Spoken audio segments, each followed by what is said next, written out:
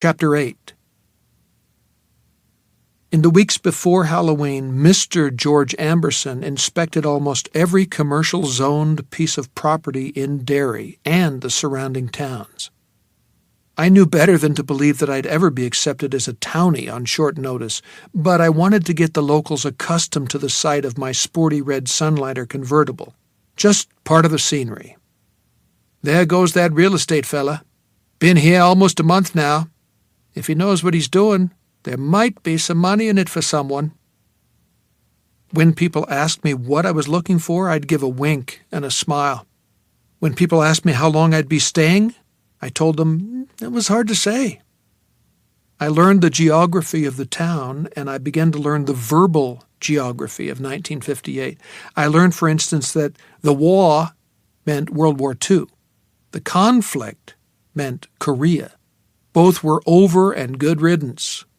People worried about Russia and the so-called missile gap, but not too much. People worried about juvenile delinquency, but not too much. There was a recession, but people had seen worse. When you bargained with someone, it was absolutely okay to say that you jewed them down or got gypped. Penny candy included dots, wax lips, and nigger babies. In the South, Jim Crow ruled. In Moscow, Nikita Khrushchev bellowed threats. In Washington, President Eisenhower droned good cheer. I made a point of checking out the defunct Kitchener Iron Works not long after speaking with Chas Fraddy.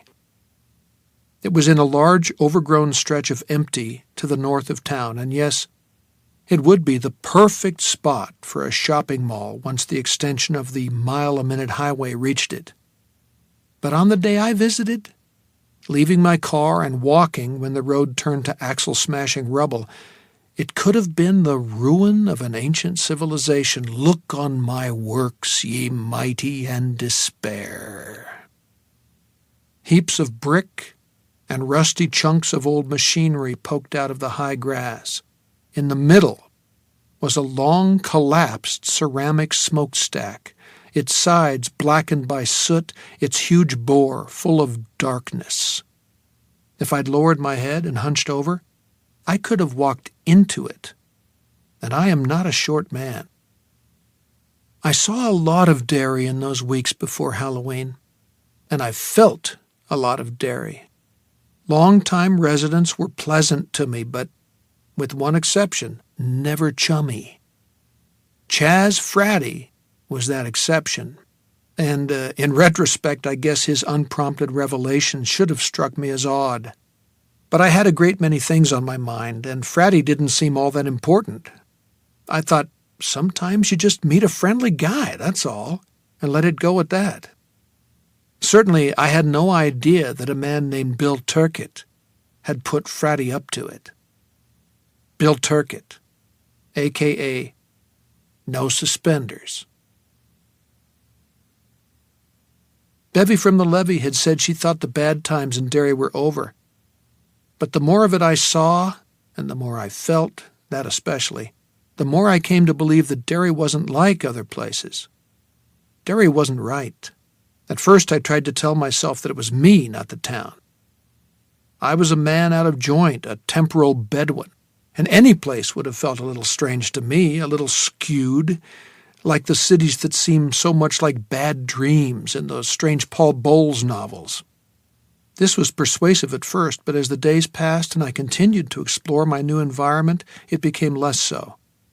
I even began to question Beverly Marsh's assertion that the bad times were over, and imagined on nights when I couldn't sleep, and there were quite a few of those, that she questioned it herself.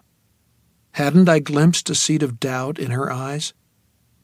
The look of someone who doesn't quite believe but wants to, maybe even needs to? Something wrong, something bad.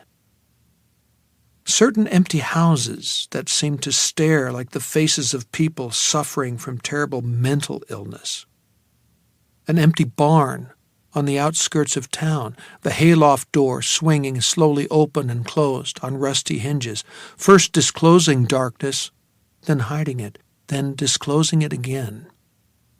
a splintered fence on Cosset Street just a block away from the house where Mrs. Dunning and her children lived. To me, that fence looked as if something or someone had been hurled through it and into the barrens below. An empty playground with the roundy-round slowly spinning, even though there were no kids to push it and no appreciable wind to turn it. It screamed on its hidden bearings as it moved. One day, I saw a roughly carved Jesus go floating down the canal and into the tunnel that ran beneath Canal Street. It was 3 feet long. The teeth peeped from lips parted in a snarling grin. A crown of thorns jauntily askew circled the forehead. Bloody tears had been painted below the thing's weird white eyes. It looked like a juju fetish. On the so-called Kissing Bridge in Bassey Park, amid the declarations of school spirit and undying love, someone had carved the words, "I will kill my mother soon." And below it, someone had added, "Not soon enough, she's full of disease." One afternoon, while walking on the east side of the barrens, I heard a terrible squealing and looked up to see the silhouette of a thin man standing on the GS and WM railroad trestle not far away. A stick rose and fell in his hand. He was beating something. The squealing stopped, and I thought, it was a dog, and he's finished with it. He took it out there on a rope leash and beat it until it was dead. There was no way I could have known such a thing, of course, and yet I did. I was sure then, and I am now. Something wrong. Something bad. Do any of those things bear on the story I'm telling? The story of the janitor's father and of Lee Harvey Oswald? He of the smirky little "I know a secret" smile and gray eyes that would never quite meet yours? I don't know for sure, but I can tell you one more thing. There was something inside that fallen chimney at the Kitchener Iron Works. I don't know what, and I don't want to know. But at the mouth of the thing, I saw a heap of gnawed bones and a tiny chewed collar with a bell on it. A collar that had surely belonged to some child's beloved kitten. And from inside the pipe, deep in that oversized bore, something moved and shuffled. "Come in and see," that something seemed to whisper in my head. "Never mind all the rest of it, Jake. Come in and see. Come in and visit. Time doesn't matter in here. In here, time just floats away. You know you want to. You know you're curious. Maybe it's even another rabbit hole. Another portal." Maybe it was, but I don't think so. I think it was Derry in there. Everything that was wrong with it, everything that was askew, hiding in that pipe. Hibernating, letting people believe the bad times were over, waiting for them to relax and forget there had ever been bad times at all. I left in a hurry, and to that part of Derry, I never went back. One day in the second week of October, by then the oaks and elms on Cosset Street were a riot of gold and red, I once more visited the defunct West Side Wreck. No self-respecting real estate bounty hunter would fail to fully investigate the possibilities of such a prime site, and I asked several people on the street what it was like inside. The door was padlocked, of course, and when it had closed. One of the people I spoke to was Doris Dunning. "Pretty as a picture," Chaz Fraddy had said. A generally meaningless cliché, but true in this case. The years had put fine lines around her eyes and deeper ones at the corners of her mouth, but she had exquisite skin and a terrific full-breasted figure. In 1958, the heyday of Jane Mansfield, full breasts are considered attractive rather than embarrassing. We spoke on the stoop. To invite me in with the house empty and the kids at school would have been improper and, no doubt, the subject of neighborly gossip, especially with her husband living out. She had a dust rag in one hand and a cigarette in the other. There was a bottle of furniture polish poking out of her apron pocket. Like most folks in Derry, she was polite but distant. Yes, she said, when it was still up and running, West Side Rec had been a fine facility for the kiddos. It was so nice to have a place like that close by where they could go after school and race around to their heart's content. She could see the playground and the basketball court from her kitchen window, and it was very sad to see them empty. She said she thought the rec had been closed in a round of budget cuts, but the way her eyes shifted and her mouth tucked in suggested something else to me, that it had been closed during the round of child murders and disappearances. Budget concerns might have been secondary. I thanked her and handed her one of my recently printed business cards. She took it, gave me a distracted smile, and closed the door. It was a gentle close, not a slam, but I heard a rattle from behind it and knew she was putting on the chain. I thought the rec might do for my purposes when Halloween came. Although I didn't completely love it, I anticipated no problems getting inside, and one of the front windows would give me a fine view of the street. Dunning might come in his car rather than on foot, but I knew what it looked like. It would be after dark, according to Harry's essay, but there were streetlights. Of course, that visibility thing cut both ways. Unless he was totally fixated on what he'd come to do, Dunning would almost certainly see me running at him. I had the pistol, but it was only dead accurate up to 15 yards. I'd need to be even closer before I dared risk a shot, because on Halloween night, Cosset Street was sure to be alive with pint-sized ghosts and goblins. Yet I couldn't wait until he actually got in the house before breaking cover, because according to the essay, Doris Dunning's estranged husband had gone to work right away. By the time Harry came out of the bathroom, all of them were down and all but Ellen were dead.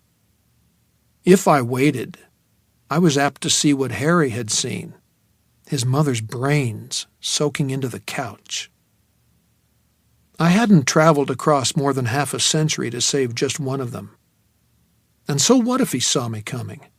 I was the man with a gun, he was the man with a hammer, probably filched from the tool drawer at his boarding house. If he ran at me, that would be good. I'd be like a rodeo clown distracting the bull. I'd caper and yell until he got in range, then put two in his chest. Assuming I was able to pull the trigger, that was. And assuming the gun worked. I'd test-fired it in a gravel pit on the outskirts of town, and it seemed fine. But the past is obdurate. It doesn't want to change. Upon further consideration, I thought there might be an even better location for my Halloween night stakeout. I'd need a little luck, but maybe not too much. God knows there's plenty for sale in these parts, bartender Fred Toomey had said on my first night in Derry. My explorations had borne that out. In the wake of the murders and the big flood of '57, don't forget that, it seemed that half the town was for sale. In a less standoffish burg, a supposed real estate buyer like myself probably would have been given a key to the city and a wild weekend with Miss Derry by now. One street I hadn't checked out was Wymore Lane, a block south of Cosset Street. That meant the Wymore backyards would abut on Cusset backyards. It couldn't hurt to check. Though 206 Wymore, the house directly behind the Dunnings, was occupied, the one next to it on the left, 202, looked like an answered prayer. The gray paint was fresh, and the shingles were new, but the shutters were closed up tight. On the freshly raked lawn was a yellow and green sign I'd seen all over town. For sale by Derry Home Real Estate Specialists. This one invited me to call specialist Keith Haney and discuss financing. I had no intention of doing that, but I parked my Sunliner in the newly asphalted driveway. Someone was going all out to sell this one, and walked into the backyard, head up, shoulders back, big as Billy be damned. I had discovered many things while exploring my new environment, and one of them was that if you acted like you belonged in a certain place, people thought you did. The backyard was nicely mowed, the leaves raked away to showcase the velvety green. A push lawnmower had been stored under the garage overhang with a swatch of green tarpaulin tucked neatly over the rotary blades. Beside the cellar bulkhead was a doghouse with a sign on it that showed Keith Haney at his don't miss a trick best. "Your pooch belongs here." Inside was a pile of unused leaf bags with a garden trowel and a pair of hedge clippers to hold them down. In 2011, the tools would have been locked away. In 1958, someone had taken care to see they were out of the rain and called it good. I was sure the house was locked, but that was okay. I had no interest in breaking and entering. At the far end of 202 Wymore's backyard was a hedge about 6 feet tall. Not quite as tall as I was, in other words, and although it was luxuriant, a man could force his way through easily enough if he didn't mind a few scratches. Best of all, when I walked down to the far right corner, which was behind the garage, I was able to look on a diagonal into the backyard of the Dunning house. I saw 2 bicycles. One was a boy's Schwinn, leaning on its kickstand. The other, lying on its side like a dead pony, was Ellen Dunning's. There was no mistaking the training wheels. There was also a litter of toys. One of them was Harry Dunning's Daisy air rifle. If you've ever acted in an amateur stage company or directed student theatricals, which I had several times while at LHS, you'll know what the days leading up to Halloween were like for me. At first, rehearsals have a lazy feel. There's improvisation, joking, horseplay, and a good deal of flirting as sexual polarities are established. If someone flubs a line or misses a cue in those early rehearsals, it's an occasion for laughter. If an actor shows up 15 minutes late, he or she might get a mild reprimand, but probably nothing more.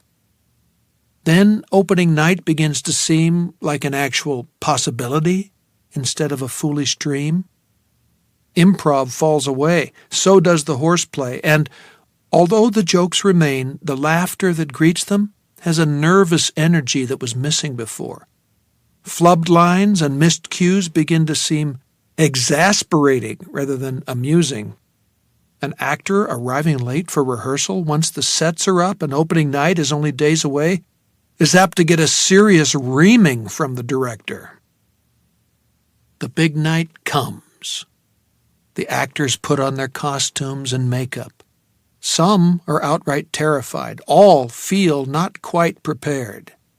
Soon, they will have to face a room full of people who have come to see them strut their stuff. What seemed distant in the days of bare stage blocking has come, after all, and before the curtain goes up, some Hamlet, Willie Loman, or Blanche Dubois will have to rush into the nearest bathroom and be sick. It never fails.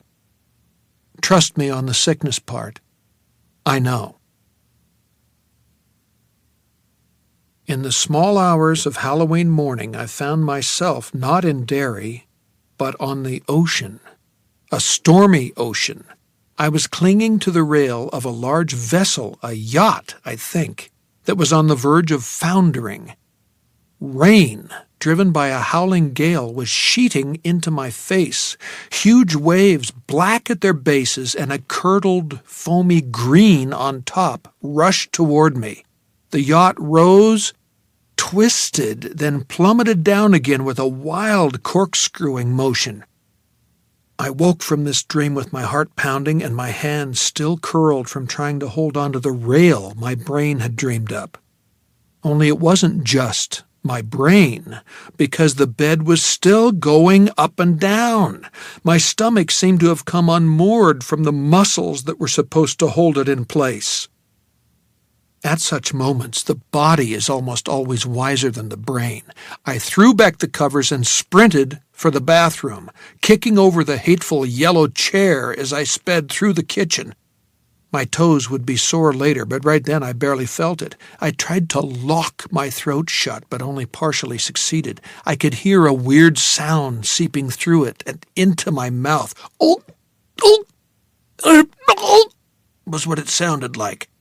My stomach was the yacht, first rising and then taking those horrible corkscrew drops. I fell on my knees in front of the toilet and threw up my dinner. Next came lunch.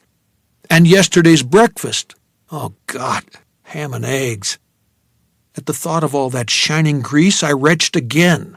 There was a pause, and then what felt like everything I'd eaten for the last week left the building. Just as I began to hope it was over, my bowels gave a terrible liquid wrench. I stumbled to my feet, batted down the toilet ring, and managed to sit before everything fell out in a watery splat. But no, not everything, not yet. My stomach took another giddy heave just as my bowels went to work again. There was only one thing to do, and I did it, leaned forward and vomited into the sink. It went on like that until noon of Halloween Day. By then, both my ejection ports were producing nothing but watery gruel. Each time I threw up, each time my bowels cramped, I thought the same thing. The past does not want to be changed. The past is obdurate. But when Frank Dunning arrived tonight, I meant to be there. Even if I was still heaving and shitting gray water, I meant to be there. Even if it killed me, I meant to be there. Mr. Norbert Keene, proprietor of the Center Street Drug, was behind the counter when I came in on that Friday afternoon. The wooden paddle fan over his head lifted what remained of his hair in a wavery dance, cobwebs in a summer breeze. Just looking at that made my abused stomach give another warning lurch. He was skinny inside his white cotton smock, almost emaciated, and when he saw me coming, his pale lips creased in a smile. "You look a little under the weather, my friend." "Kaopectate," I said in a hoarse voice that didn't sound like my own. "Do you have it?" Wondering if it had even been invented yet. "Are we suffering a little touch of the bug?" The overhead light caught in the lenses of his small, rimless spectacles and skated around when he moved his head. Like butter across a skillet, I thought, and at that my stomach gave another lunge. "It's been going around town. You're in for a nasty 24 hours, I'm afraid. Probably a germ. You may have used a public convenience and forgotten to wash your hands. So many people are lazy about... Do you have Kaopectate or not?" "Of course. Second aisle." "Continence pants. What about those?" The thin-lipped grin spread out. "Continence pants are funny. Of course they are. Unless, of course, you're the one who needs them." "Fifth aisle. Although, if you stay close to home, you won't need them. Based on your pallor, and the way you're sweating, it might be wiser to do that." "Thanks," I said, and imagined socking him square in the mouth and knocking his dentures down his throat. Suck on a little Polident, pal. I shopped slowly, not wanting to joggle my liquefied guts any more than necessary. Got the Kaopectate, large economy size, check. Then the continence pants, adult large, check.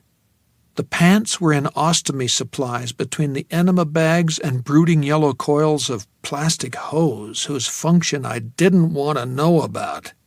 There were also adult diapers, but at those I balked. If necessary, I would stuff the continence pants with dish towels.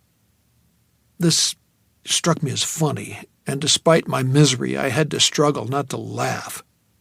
Laughing in my current delicate state might bring on disaster. As if sensing my distress, the skeletal druggist rang up my items in slow motion. I paid him, holding out a $5 bill with a hand that was shaking appreciably. "Anything else?" "Just one thing. I'm miserable. You can see I'm miserable, so why the hell are you grinning at me?" Mr. Keene took a step backward, the smile falling from his lips. "I assure you, I wasn't grinning. I certainly hope you feel better." My bowels cramped. I staggered a little, grabbing the paper bag with my stuff inside it and holding onto the counter with my free hand. "Do you have a bathroom?" The smile reappeared. "Not for customers, I'm afraid. Why not try one of the establishments across the street?" "You're quite the bastard, aren't you? The perfect goddamn dairy citizen." He stiffened, then turned away and stalked into the nether regions where his pills, powders, and syrups were kept. I walked slowly past the soda fountain and out the door. I felt like a man made of glass. The day was cool, no more than 45 degrees, but the sun felt hot on my skin and sticky. My bowels cramped again. I stood stock still for a moment with my head down, one foot on the sidewalk and one in the gutter. The cramp passed. I crossed the street without looking for traffic, and someone honked at me. I restrained myself from flipping the bird at the honker, but only because I had enough trouble. I couldn't risk getting into a fight. I was in one already. The cramp struck again, a double knife to the lower gut. I broke into a run. The sleepy silver dollar was closest, so that was the door I jerked open, hustling my unhappy body into semi-darkness and the yeasty smell of beer. On the jukebox, Conway Twitty was moaning that it was only make-believe. I wished he were right. The place was empty, except for one patron sitting at an empty table, looking at me with startled eyes, and the bartender leaning at the end of the stick, doing the crossword puzzle in the daily paper. He looked up at me. "Bathroom," I said. "Quick!" He pointed to the back, and I sprinted toward the doors marked buoys and gulls. I straight-armed buoys like a fullback looking for open field to run in. The place stank of shit, cigarette smoke, and eye-watering chlorine. The single toilet stall had no door, which was probably good. I tore my pants open like Superman late for a bank robbery, turned and dropped. Just in time. When the latest throw had passed, I took the giant bottle of kaopectate out of the paper bag and chugged 3 long swallows. My stomach heaved. I fought it back into place. When I was sure the first dose was going to stay down, I slugged another one, belched, and slowly screwed the cap back into place. On the wall to my left, someone had drawn a penis and testicles. The testicles were split open and blood was gushing from them. Below this charming image, the artist had written, "Henry Castengay, next time you fuck my wife, this is what you get." I closed my eyes, and when I did, I saw the startled patron who'd watched my charge to the bathroom. But was he a patron? There had been nothing on his table. He had just been sitting there. My eyes closed. I could see that face clearly. It was one I knew.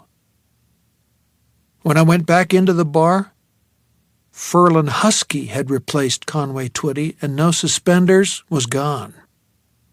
I went to the bartender and said, "There was a guy sitting over there when I came in. Who was it?" He looked up from his puzzle. "I didn't see no one." I took out my wallet, removed a 5, and put it on the bar beside a Narragansett coaster. The name. He held a brief silent dialogue with himself, glanced at the tip jar beside the one holding pickled eggs, saw nothing inside but one lonely dime, and made the 5 disappear. That was Bill Turkett. The name meant nothing to me. The empty table might mean nothing either, but on the other hand, I put Honest Abe's twin brother on the bar. Did he come in here to watch me? If the answer to that was yes, it meant he'd been following me. Maybe not just today either. But why? The bartender pushed the 5 back. "All I know is what he usually comes in for is beer, and a lot of it." "Then why did he leave without having one?" Maybe he looked in his wallet and didn't see nothing but his library card. Do I look like fucking Bridie Murphy? Now that you've stunk up my bathroom, why don't you either order something or leave? It was stinking just fine before I got there, my friend. Not much of an exit line, but the best I could do under the circumstances. I went out and stood on the sidewalk looking for Turkett. There was no sign of him, but Norbert Keene was standing in the window of his drugstore, hands clasped behind his back, watching me. His smile was gone. At 5:20 that afternoon, I parked my Sunliner in the lot adjacent to the Witcham Street Baptist Church. It had plenty of company. According to the signboard, there was a 5 p.m. AA meeting at this particular church. In the Ford's trunk were all the possessions I'd collected during my 7 weeks as a resident of what I had come to think of as the peculiar little city. The only indispensable items were in the Lord Buxton briefcase Al had given me. His notes, my notes, and the remaining cash. Thank God I'd kept most of it in portable form. Beside me on the seat was a paper bag containing my bottle of kaopectate, now 3/4 empty, and the continence pants. Thankfully, I didn't think I was going to need those. My stomach and bowels seemed to have settled, and the shakes had left my hands. There were 6 payday candy bars in the glove compartment, lying on top of my police special. I added these items to the bag. Later, when I was in position between the garage and the hedge at 202 Wymore Lane, I'd load the gun and stuff it into my belt, like a cheap gunsel, in the kind of B pictures that played the Strand. There was one other item in the glove compartment, an issue of TV Guide with Fred Astaire and Barry Chase on the cover. For probably the 12th time since I'd bought the magazine at the newsstand on Upper Main Street, I turned to the Friday listings. 8 p.m., Channel 2, The New Adventures of Ellery Queen, George Nader, Les Tremayne, So Rich, So Lovely, So Dead. A conniving stockbroker, Whit Bissell, stalks a wealthy heiress, Eva Gabor, as Ellery and his father investigate. I put it in the bag with the other stuff, mostly for good luck, then got out, locked my car, and set out for Wymore Lane. I passed a few mommies and daddies trick-or-treating with children too young to be out on their own. Carved pumpkins grinned cheerfully from many stoops, and a couple of stuffed straw hat-wearing dummies stared at me blankly. I walked down Wymore Lane in the middle of the sidewalk as if I had every right to be there. When a father approached, holding the hand of a little girl wearing dangly gypsy earrings, mom's bright red lipstick, and big black plastic ears clapped over a curly-haired wig, I tipped my hat to Dad and bent down to the child who was carrying a paper bag of her own. "Who are you, honey?" "Annette Funicello," she said. "She's the prettiest Musketeer." "And you're just as pretty," I told her. "Now, what do you say?" She looked puzzled, so her father leaned over and whispered in her ear. She brightened into a smile. "Trick or treat." "Right," I said, "but no tricks tonight." Except for the one I hoped to play on the man with the hammer. I took a payday from my bag. I had to paw past the gun to get it and held it out. She opened her bag and I dropped it in. I was just a guy on the street, a perfect stranger in a town that had been beset by terrible crimes not long ago, but I saw the same childlike trust on the faces of both father and daughter. The days of candy doctored with LSD were far in the future, as were those of do not use if seal is broken. The father whispered again. "Thank you, mister," Annette Funicello said.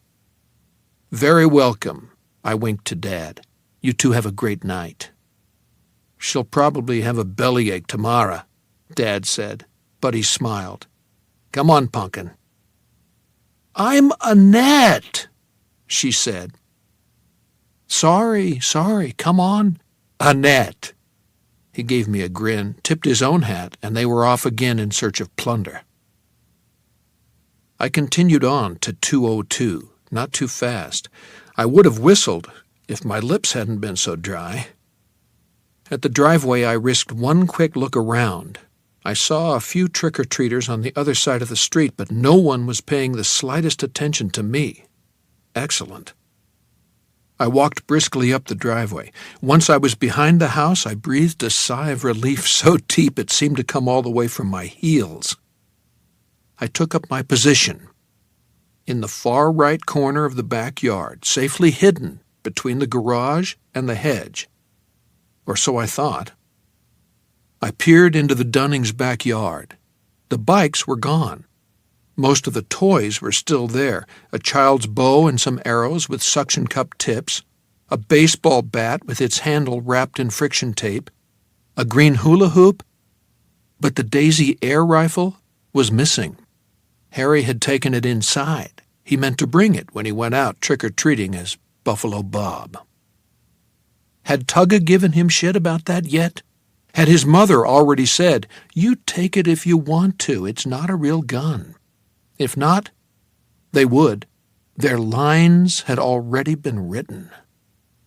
My stomach cramped, this time not from the 24-hour bug that was going around, but because total realization, the kind you feel in your gut, had finally arrived in all its bald-ass glory. This was actually going to happen. In fact, it was happening already. The show had started. I glanced at my watch. It seemed to me that I'd left the car in the church parking lot an hour ago, but it was only 5:45. In the Dunning house, the family would be sitting down to supper, although if I knew kids, the younger ones would be too excited to eat much, and Ellen would already be wearing her Princess Summerfall winter-spring outfit. She probably jumped into it as soon as she got home from school and would be driving her mother crazy with requests to help her put on her war paint. I sat down with my back propped against the rear wall of the garage, rummaged in my bag, and brought out a payday. I held it up and considered poor old J. Alfred Prufrock. I wasn't so different, although it was a candy bar I wasn't sure I dared to eat. On the other hand, I had a lot to do in the next 3 hours or so, and my stomach was a rumbling hollow. Fuck it, I thought, and unwrapped the candy bar. It was wonderful, sweet, salty, and chewy. I gobbled most of it in 2 bites. I was getting ready to pop the rest of it into my mouth and wondering why in God's name I hadn't packed a sandwich and a bottle of Coke when I saw movement from the corner of my left eye. I started to turn, reaching into the bag for the gun at the same time. But I was too late. Something cold and sharp pricked the hollow of my left temple. "Take your hand out of that bag." I knew the voice at once. "Should hope to smile and kiss a pig," its owner had said when I asked if he or any of his friends knew a fellow named Dunning. He had said Derry was full of Dunnings, and I verified that for myself not long after. But he'd had a good idea which one I was after right from the get-go, hadn't he? And this was the proof. The point of the blade dug a little deeper, and I felt a trickle of blood run down the side of my face. It was warm against my chilly skin, almost hot. "Take it out now, chum. I think I know what's in there. And if your hand don't come out empty, your Halloween treat's going to be 18 inches of Jap steel. This thing's plenty sharp. It'll pop right out the other side of your head." I took my hand out of the bag, empty, and turned to look at no suspenders. His hair tumbled over his ears and forehead in greasy locks. His dark eyes swam in his pale, stubbly face. I felt dismay. So great it was almost despair. Almost, but not quite. Even if it kills me, I thought again, even if. "There's nothing in the bag but candy bars," I said mildly. "If you want one, Mr. Turkett, all you have to do is ask. I'll give you one." He snatched the bag before I could reach in. He used the hand that wasn't holding the weapon, which turned out to be a bayonet. I don't know if it was Japanese or not, but from the way it gleamed in the fading dusk light, I was willing to stipulate that it was plenty sharp. He rummaged and brought out my police special. Nothing but candy bars, huh? This don't look like candy to me, Mr. Amberson. I need that. Yeah, and people in hell need ice water, but they don't get it. Keep your voice down, I said.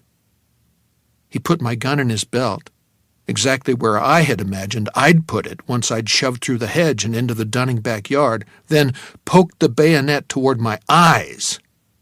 It took willpower to keep from flinching back. Don't you tell me what to... He staggered on his feet. He rubbed first his stomach, then his chest, then the stubble-rough column of his neck, as if something were caught in there. I heard a click in his throat as he swallowed. Mr. Turkett, are you all right? How do you know my name?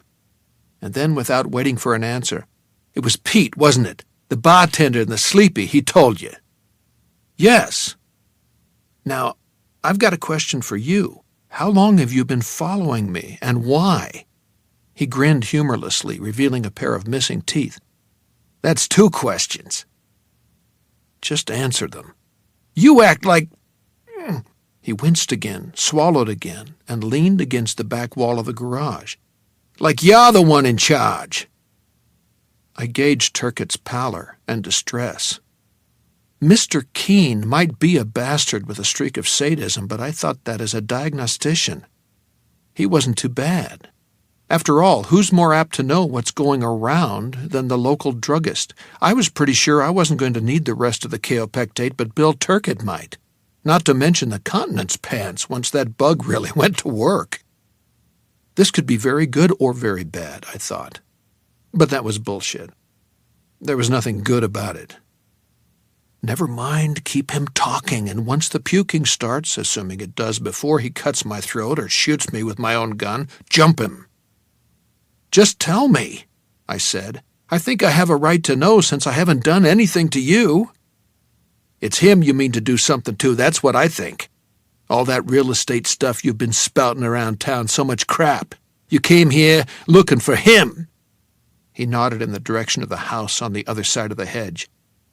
I knew it the minute his name jumped out of your mouth. How could you? This town is full of Dunnings. You said so yourself. Yeah, but only one I care about. He raised the hand holding the bayonet and wiped sweat off his brow with his sleeve. I think I could have taken him right then. But I was afraid the sound of a scuffle might attract attention, and if the gun went off, I'd probably be the one to take the bullet. Also, I was curious. He must have done you a hell of a good turn somewhere along the way to turn you into his guardian angel, I said. He voiced a humorless yap of a laugh. That's a hot one, bub, but in a way it's true. I guess I am sort of his guardian angel. At least for now. What do you mean? I mean he's mine, Amberson. That son of a bitch killed my little sister. And if anyone puts a bullet in him, or a blade, he brandished the bayonet in front of his pale, grim face, it's gonna be me. I stared at him with my mouth open.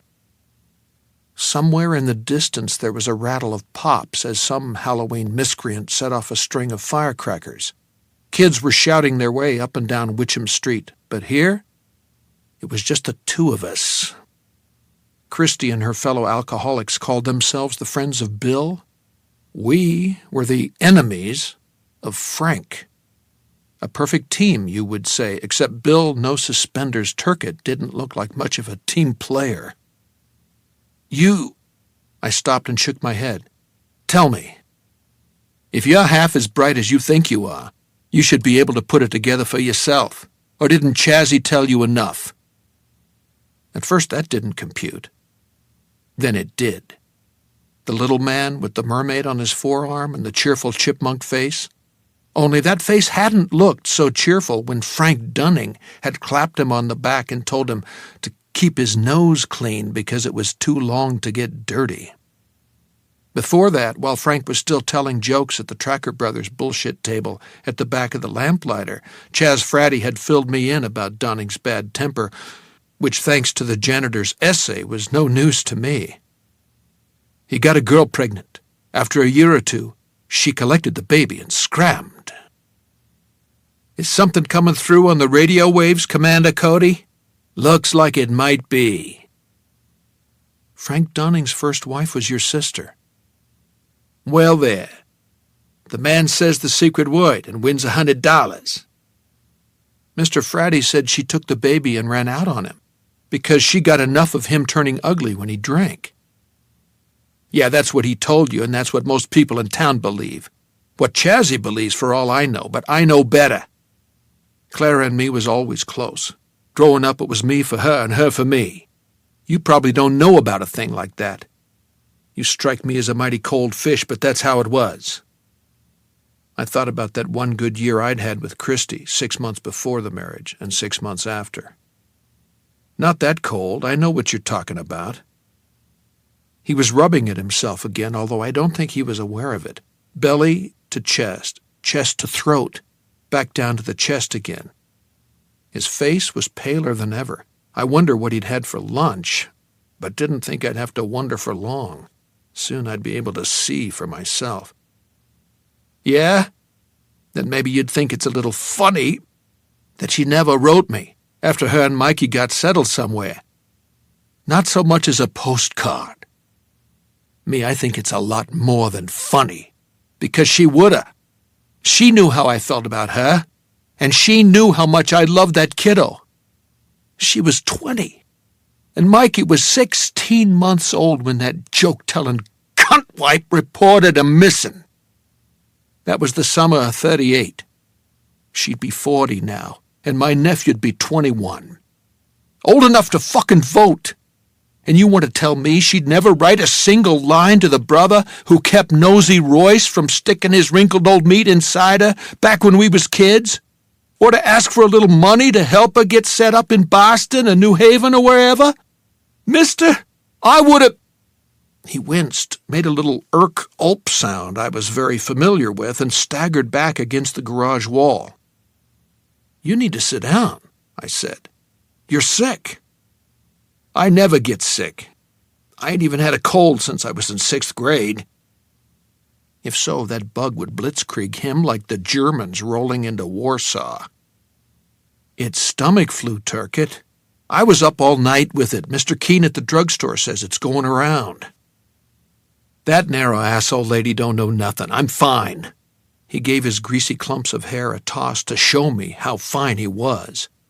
His face was paler than ever. The hand holding the Japanese bayonet was shaking the way mine had until noon today. Do you want to hear this or not? Sure.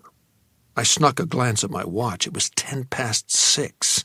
The time that had been dragging so slowly was now speeding up. Where was Frank Dunning right now? Still at the market? I thought not. I thought he'd left early today, maybe saying he was going to take his kids trick-or-treating, only that wasn't the plan. He was in a bar somewhere, and not the lamplighter. That was where he went for a single beer, 2 at the most, which he could handle, although, if my wife was a fair example, and I thought she was, he would always leave dry-mouthed with his brain raging for more. No, when he felt the need to really take a bath in the stuff, he'd want to do it in one of Derry's down-and-dirty bars, the Spoke, the Sleepy, the Bucket. Maybe even one of the Absolute dives that hung over the polluted Kunduskig, Wally's, or the scabrous Paramount Lounge, where ancient whores with waxwork faces still populated most of the stools at the bar. And did he tell jokes that got the whole place laughing? Did people even approach him as he went about the job of pouring grain alcohol onto the coals of rage at the back of his brain? Not unless they wanted impromptu dental work. When my sister and nephew disappeared, them and Dunning was living in a little rented house out by the Cashman town line. He was drinking heavy. Now, when he drinks heavy, he exercises his fucking fists. I seen the bruises on her. And once, Mikey was black and blue all the way up his little right arm, from the wrist to the elbow. I says, Sis, is he beating on you and the baby? Because if he is, I'll beat on him. She says, No, but she wouldn't look at me when she said it. She says, You stay away from him, Billy. He's strong. You are too, I know it. But you're skinny. A hard wind would blow you away. He'd hurt you. It wasn't 6 months after that when she disappeared. Took off, that's what he said, but there's a lot of woods out that side of town. Hell, once you get into Cashman, there's nothing but woods. Woods and swamp. You know what really happened, don't you? I did. Others might not believe it because Dunning was now a well-respected citizen who seemed to have controlled his drinking a long time ago. Also, because he had charm to spare. But I had inside information, didn't I? I think he snapped. I think he came home drunk, and she said the wrong thing, maybe something completely innocuous. Innocuous what? I peered through the hedge into the backyard. Beyond it, a woman passed the kitchen window and was gone. In Casa Dunning, dinner was served. Would they be having dessert? Jell-O with Dream Whip, Ritz cracker pie? I thought not. Who needs dessert on Halloween night? What I'm saying is that he killed them. Isn't that what you think? Yeah. He looked both taken aback and suspicious. I think obsessives always look that way when they hear the things that have kept them up long nights, not just articulated but corroborated.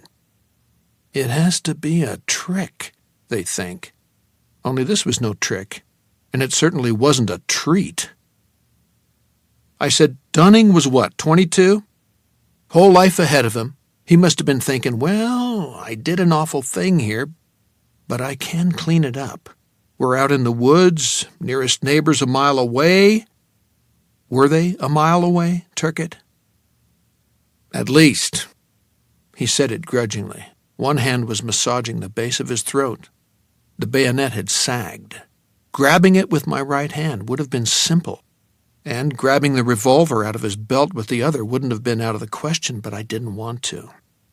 I thought the bug would take care of Mr. Bill Turkett. I really thought it would be that simple. You see how easy it is to forget the obduracy of the past?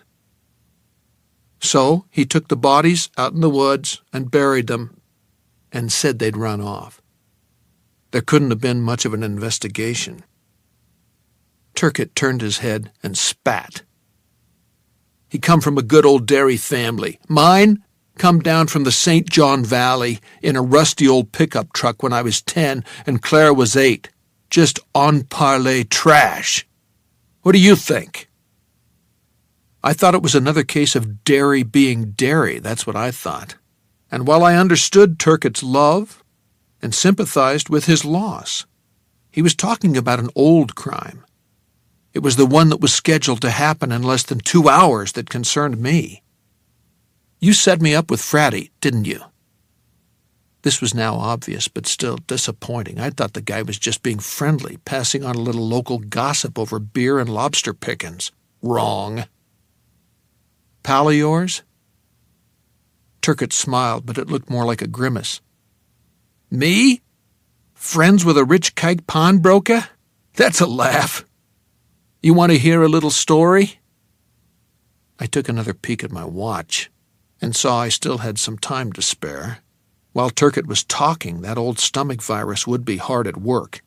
The first time he bent over to puke, I intended to pounce. Why not? Me, Dunning, and Chaz Fratty are all the same age. 42.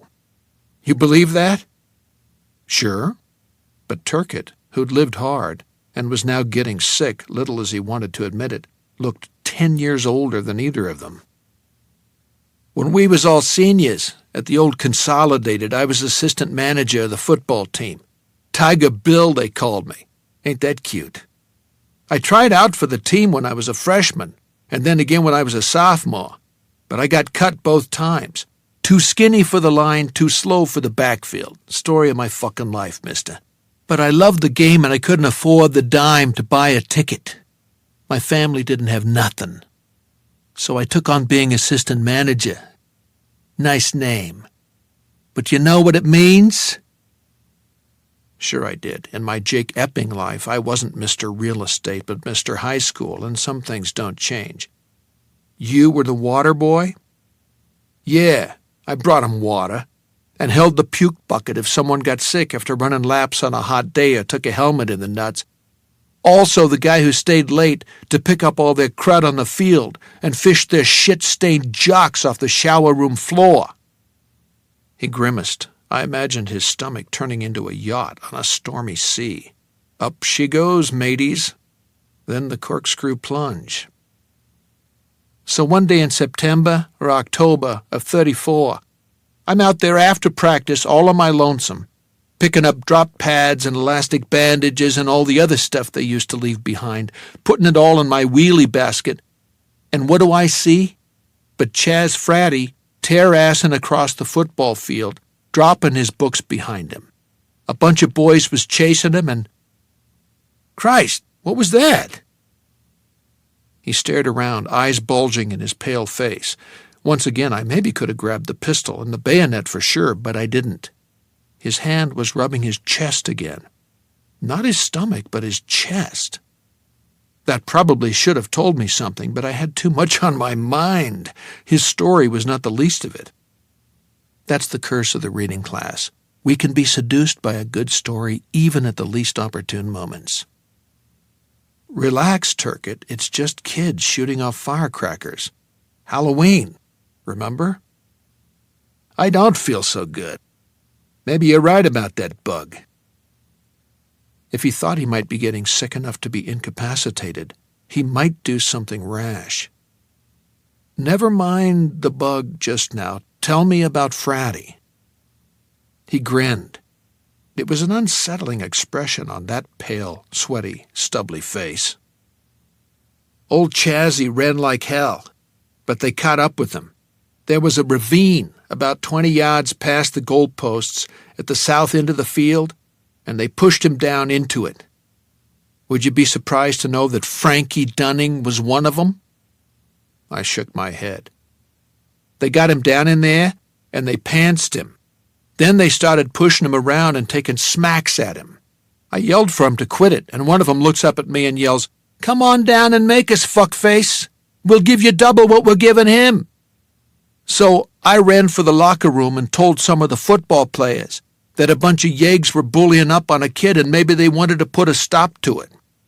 Well, they didn't give a shit about who was getting bullied and who wasn't, but those guys were always up for a fight. They run on out, some of them not wearing nothing but their underwear. And you want to know something really funny, Amberson? Sure.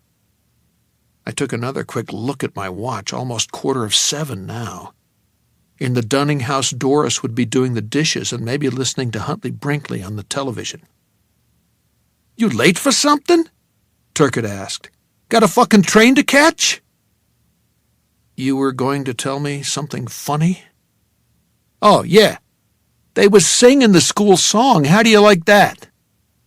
In my mind's eye, I could see 8 or 10 beefy, half-dressed boys churning across the field, eager to do a little post-practice hitting and singing "Hail, Dairy Tigers, we hold your banner high." It was sort of funny. Turkett saw my grin and answered with one of his own. It was strained, but genuine. The footballies baffed a couple of those guys around pretty good. Not Frankie Dunning, though. That yellow belly saw they was going to be outnumbered and ran into the woods. Chazzy was laying on the ground holding his arm. It was broke. Could have been a lot worse, though.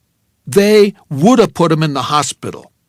One of the footballies looks at him laying there and kind of toes at him, the way you might toe a cow patty you almost stepped in, and he says, "We ran all the way out here to save a Jew boy's bacon?" And a bunch of them laughed because it was kind of a joke, you see. Jew boy? Bacon? He peered at me through clumps of his Brill Cream shiny hair. "I get it," I said. "Ah, who gives a fuck?" another of them says. "I got to kick some ass, and that's good enough for me." They went on back, and I helped old Chaz up the ravine. I even walked home with them, because I thought he might faint or something. I was scared Frankie and his friends might come back. He was too, but I stuck with them. Fuck if I know just why. You should have seen the house he lived in, a fucking palace. That hawk shop business must really pay. When we got there, he thanked me. Meant it, too. He was just about bawling. I says, don't mention it. I just didn't like seeing 6 on 1. Which was true. But you know what they say about Jews. They never forget a debt or a favor. Which you called in to find out what I was doing. I had a pretty good idea what you were doing, chum. I just wanted to make sure. Chaz told me to leave it alone. He said he thought you were a nice guy, but when it comes to Frankie Dunning, I don't leave it alone. Nobody messes with Frankie Dunning but me. He's mine. He winced and went back to rubbing his chest, and this time the penny dropped. Turkett, is it your stomach? Nah. Chest feels all tight. That didn't sound good, and the thought that went through my mind was now he's in the nylon stocking too. Sit down before you fall down. I started toward him. He pulled the gun. The skin between my nipples where the bullet would go began to itch madly. I could have disarmed him, I thought. I really could have, but no. I had to hear the story. I had to know. You sit down, brother. Unlax, as they say in the funny pages. If you're having a heart attack, I ain't having no fucking heart attack. Now sit down. I sat and looked up at him as he leaned against the garage. His lips had gone a bluish shade I did not associate with good health. What do you want with him? Turkett asked. That's what I want to know. That's what I gotta know before I can decide what to do with you. I thought carefully about how to answer this, as if my life depended on it. Maybe it did. I didn't think Turkett had outright murder in him, no matter what he thought, or Frank Dunning would have been planted next to his parents a long time ago. But Turkett had my gun, and he was a sick man. He might pull the trigger by accident. Whatever force there was that wanted things to stay the same might even help him do it. If I told him just the right way, leaving out the crazy stuff, in other words, he might believe it because of what he believed already, what he knew in his heart. He's going to do it again. He started to ask what I meant, then didn't have to. His eyes widened. You mean, huh? He looked toward the hedge. Until then, I hadn't been sure he knew what was beyond it. Not just her. One of the kids, too? Not one, all. He's out drinking right now, Turkett, working himself into another of his blind rages. You know all about those, don't you? Only this time there won't be any covering up afterward. He doesn't care, either. This has been building ever since his last binge, when Doris finally got tired of being knocked around. She showed him the door. Did you know that? Everybody knows. He's living in a rooming house over on Charity. He's been trying to get back into her good graces, but the charming act doesn't work on her anymore. She wants a divorce. And since he finally understands he can't talk her out of it, he's going to give her one with a hammer. Then he's going to divorce his kids the same way. He frowned at me, bayonet in one hand, gun in the other. A hard wind would blow you away, his sister had told him all those years ago. But I didn't think it would take much more than a breeze tonight. How could you know that? I don't have time to explain, but I know all right. I'm here to stop it. So give me back my gun and let me do it. For your sister. For your nephew. And because I think down deep you're a pretty nice guy. This was bullshit, but if you're going to lay it on, my father used to say, you might as well lay it on thick. Why else would you have stopped Dunning and his friends from beating Ches Fratty half to death? He was thinking. I could almost hear the wheels turning and the cogs clicking. Then a light went on in his eyes. Perhaps it was only the last remains of the sunset, but to me it looked like the candles that would now be flickering inside of jack-o'-lanterns all over town. He began to smile. What he said next could only have come from a man who was mentally ill, or who had lived too long in Derry, or both. Gonna go after him, is he? Okay, let him. What? He pointed the .38 at me. Sit back down, Amberson. Take a load off. I reluctantly settled back. It was now past 7 p.m., and he was turning into a shadow man. Mr. Turkett, Bill, I know you don't feel good, so maybe you don't fully understand the situation. There's a woman and 4 little kids in there. The little girl is only 7, for God's sake. My nephew was a lot younger than that. Turkett spoke weightily, a man articulating a great truth that explains everything, and justifies it as well. I'm too sick to take him on, and you ain't got the guts. I can see that just looking at you. I thought he was wrong about that. He might have been right about Jake Epping of Lisbon Falls, but that fellow had changed. Why not let me try? What harm to you? Because even if you killed his ass, it wouldn't be enough. I just figured that out. It come to me like, he snapped his fingers, like out of thin air. You're not making sense. That's because you ain't had 20 years of seeing men like Tony and Phil Tracker treat him like king shit. 20 years of seeing women bat their eyes at him like he was Frank Sinatra. He's been driving a Pontiac while I worked my ass off in about 6 different mills for minimum wage, sucking fabric fibers down my throat until I can't hardly get up in the morning. Hand at his chest, rubbing and rubbing, his face a pale smear in the backyard gloom of 202 Weimar. Killing's too good for that cunt wipe. What he needs is 40 years or so in the shank, where if he drops the soap in the shower, he won't fucking dare to bend over and pick it up, where the only booze he gets will be prune squeeze. His voice dropped. And you know what else? What? I felt cold all over. When he sobers up, he'll miss him. He'll be sorry he did it. He'll wish he could take it back. Now almost whispering, a hoarse and phlegmy sound. It's how the irretrievably mad must talk to themselves late at night in places like Juniper Hill when their meds wear off. Maybe he won't regret the wife's much, but the kiddies. Sure. He laughed, then grimaced as if it hurt him. You're probably full of shit, but you know what? I hope you're not. We'll wait and see. Turkett, those kids are innocent. So was Clara.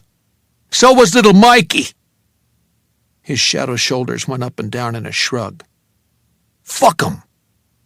You don't mean to. Shut up. We'll wait. There were glow-in-the-dark hands on the watch Al had given me, and I watched with horror and resignation as the long hand moved down toward the bottom of the dial, then started up once more. 25 minutes until the start of the new adventures of Ellery Queen. Then 20. Then 15. I tried to talk to him, and he told me to shut up. He kept rubbing his chest, only stopping long enough to take his cigarettes from his breast pocket. Oh, that's a good idea, I said. That'll help your heart a lot. Put a sock in it. He stuck the bayonet in the gravel behind the garage and lit his cigarette with a battered Zippo. In the momentary flicker of flame, I saw sweat running down his cheeks, even though the night was chilly. His eyes seemed to have receded into their sockets, making his face look like a skull. He sucked in smoke, coughed it out. His thin body shook, but the gun remained steady, pointed at my chest. Overhead, the stars were out. It was now 10 of 8. How far along had Ellery Queen been when Dunning arrived? Harry's theme hadn't said, but I was guessing not long. There was no school tomorrow, but Doris Dunning still wouldn't want 7-year-old Ellen out much later than 10, even if she was with Tugga and Harry. 5 minutes of 8. And suddenly, an idea occurred to me. It had the clarity of undisputed truth, and I spoke it while it was still bright. "You chicken shit." "What?" He straightened as if he'd been goosed. "You heard me," I mimicked him. "Nobody messes with Frankie Dunning but me. He's mine. You've been telling yourself that for 20 years, haven't you? And you haven't messed with him yet. I told you to shut up. Hell, 22. You didn't mess with him when he went after Chaz Fratty either, did you? You ran away like a little girl and got the football players. There was 6 of them. Sure, but Dunning's been on his own plenty of times since, and you haven't even put a banana peel down on the sidewalk and hoped he'd slip on it. You're a chicken shit coward, Turkett, hiding over here like a rabbit in a hole. Shut up! Telling yourself some bullshit about how seeing him in prison would be the best revenge, so you don't have to face the fact, shut up, that you're a nutless wonder who let his sister's murderer walk around free for over 20 years. I'm warning you. He cocked the revolver's hammer. I thumped the middle of my chest. Go on, do it. Everybody'll hear the shot, the police will come, Dunning'll see the ruckus and turn right around, and you'll be the one in Shawshank. I bet they got a mill there, too. You can work in it for a nickel an hour instead of $1.20. Only you'll like that because you won't have to try and explain to yourself why you just stood by all those years. If your sister was alive, she'd spit on your... He thrust the gun forward, meaning to press the muzzle against my chest, and stumbled on his own damn bayonet. I batted the pistol aside with the back of my hand, and it went off. The bullet must have gone into the ground less than an inch from my leg because a little spray of stone struck my pants. I grabbed the gun and pointed it at him, ready to shoot if he made the slightest move to grab the fallen bayonet. What he did was slump against the garage wall. Now both hands were plastered over the left side of his chest, and he was making a low gagging sound. Somewhere, not too far away, on Cosset, not Wymore, a man bellowed, "Fun's fun, you kids, but one more cherry bomb and I'm calling the cops. A word to the wise." I let out my breath. Turkett was letting his out as well, but in hitching gasps. The gagging sounds continued as he slid down the side of the garage and sprawled on the gravel. I took the bayonet, considered putting it in my belt, and decided I'd only gash my leg with it when I pushed through the hedge. The past, hard at work trying to stop me, I hucked it into the dark yard instead and heard a low clunk as it hit something, maybe the side of the Your Pooch Belongs Here doghouse. "Ambulance!" Turkett croaked. His eyes gleamed with what might have been tears. "Please, Amberson. Hurts bad!" Ambulance. Good idea. And here's something hilarious. I'd been in Derry in 1958 for almost 2 months, but I still plunged my hand into my right front pants pocket where I always kept my cell phone when I wasn't wearing a sport coat. My fingers found nothing there but some change and the keys to the Sunliner. Sorry, Turkett, you were born in the wrong era for instant rescue. What? According to the Bulova, the new adventures of Ellery Queen was now being telecast to a waiting America. Tough it out, I said, and shoved through the hedge, the hand not holding the gun raised to protect my eyes from the stiff, raking branches. I tripped over the sandbox in the middle of the Dunning backyard, fell full length, and found myself face to face with a blank-eyed doll wearing a tiara and nothing else. The revolver flew out of my hand. I went searching for it on my hands and knees, thinking I would never find it. This was the obdurate past's final trick, a small one compared to raging stomach flu and Bill Turkett, but a good one. Then, just as I spotted it lying at the edge of a trapezoidal length of light thrown by the kitchen window, I heard a car coming down Cosset Street. It was moving far faster than any reasonable driver would have dared to travel on a street that was no doubt full of children wearing masks and carrying trick-or-treat bags. I knew who it was even before it screeched to a stop. Inside 379, Doris Dunning was sitting on the couch with Troy while Ellen pranced around in her Indian princess costume, wild to get going. Troy had just told her that he would help eat the candy when she, Tugga, and Harry came back. Ellen was replying, "No, you won't. Dress up and get your own." Everybody would laugh at that, even Harry, who was in the bathroom taking a last-minute whiz, because Ellen was a real Lucille Ball who could make anybody laugh. I snatched at the gun. It slipped through my sweat-slick fingers and landed in the grass again. My shin was howling where I'd barked it on the side of the sandbox. On the other side of the house, a car door slammed and rapid footsteps rattled on concrete. I remember thinking, "Bar the door, Mom. That's not just your bad-tempered husband. That's Derry itself coming up the walk." I grabbed the gun, staggered upright, stumbled over my own stupid feet, almost went down again, found my balance, and ran for the back door. The cellar bulkhead was in my path. I detoured around it, convinced that if I put my weight on it, it would give way. The air itself seemed to have turned syrupy, as if it were also trying to slow me down. Even if it kills me, I thought, even if it kills me, and Oswald goes through with it, and millions die, even then, because this is now. This is them. The back door would be locked. I was so sure of this that I almost tumbled off the stoop when the knob turned and it swung outward.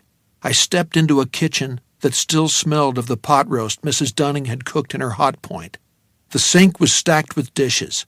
There was a gravy boat on the counter. Beside it, a platter of cold noodles. From the TV came a trembling violin soundtrack, what Christy used to call murder music. Very fitting. Lying on the counter was the rubber Frankenstein mask Tugga meant to wear when he went out trick-or-treating. Next to it was a paper swag bag with Tugga's candy, "Do Not Touch," printed on the side in black crayon. In his theme, Harry had quoted his mother as saying, "Get out of here with that thing. You're not supposed to be here." What I heard her actually say as I ran across the linoleum toward the arch between the kitchen and the living room was, "Frank? What are you doing here?" Her voice began to rise. "What's that? Why have you... Get out of here!" Then she screamed. As I came through the arch, a child said, "Who are you? Why's my mom yelling? Is my daddy here?" I turned my head and saw 10-year-old Harry Dunning standing in the door of a small water closet in the far corner of the kitchen. He was dressed in buckskin and carrying his air rifle in one hand. With the other, he was pulling at his fly. Then Doris Dunning screamed again.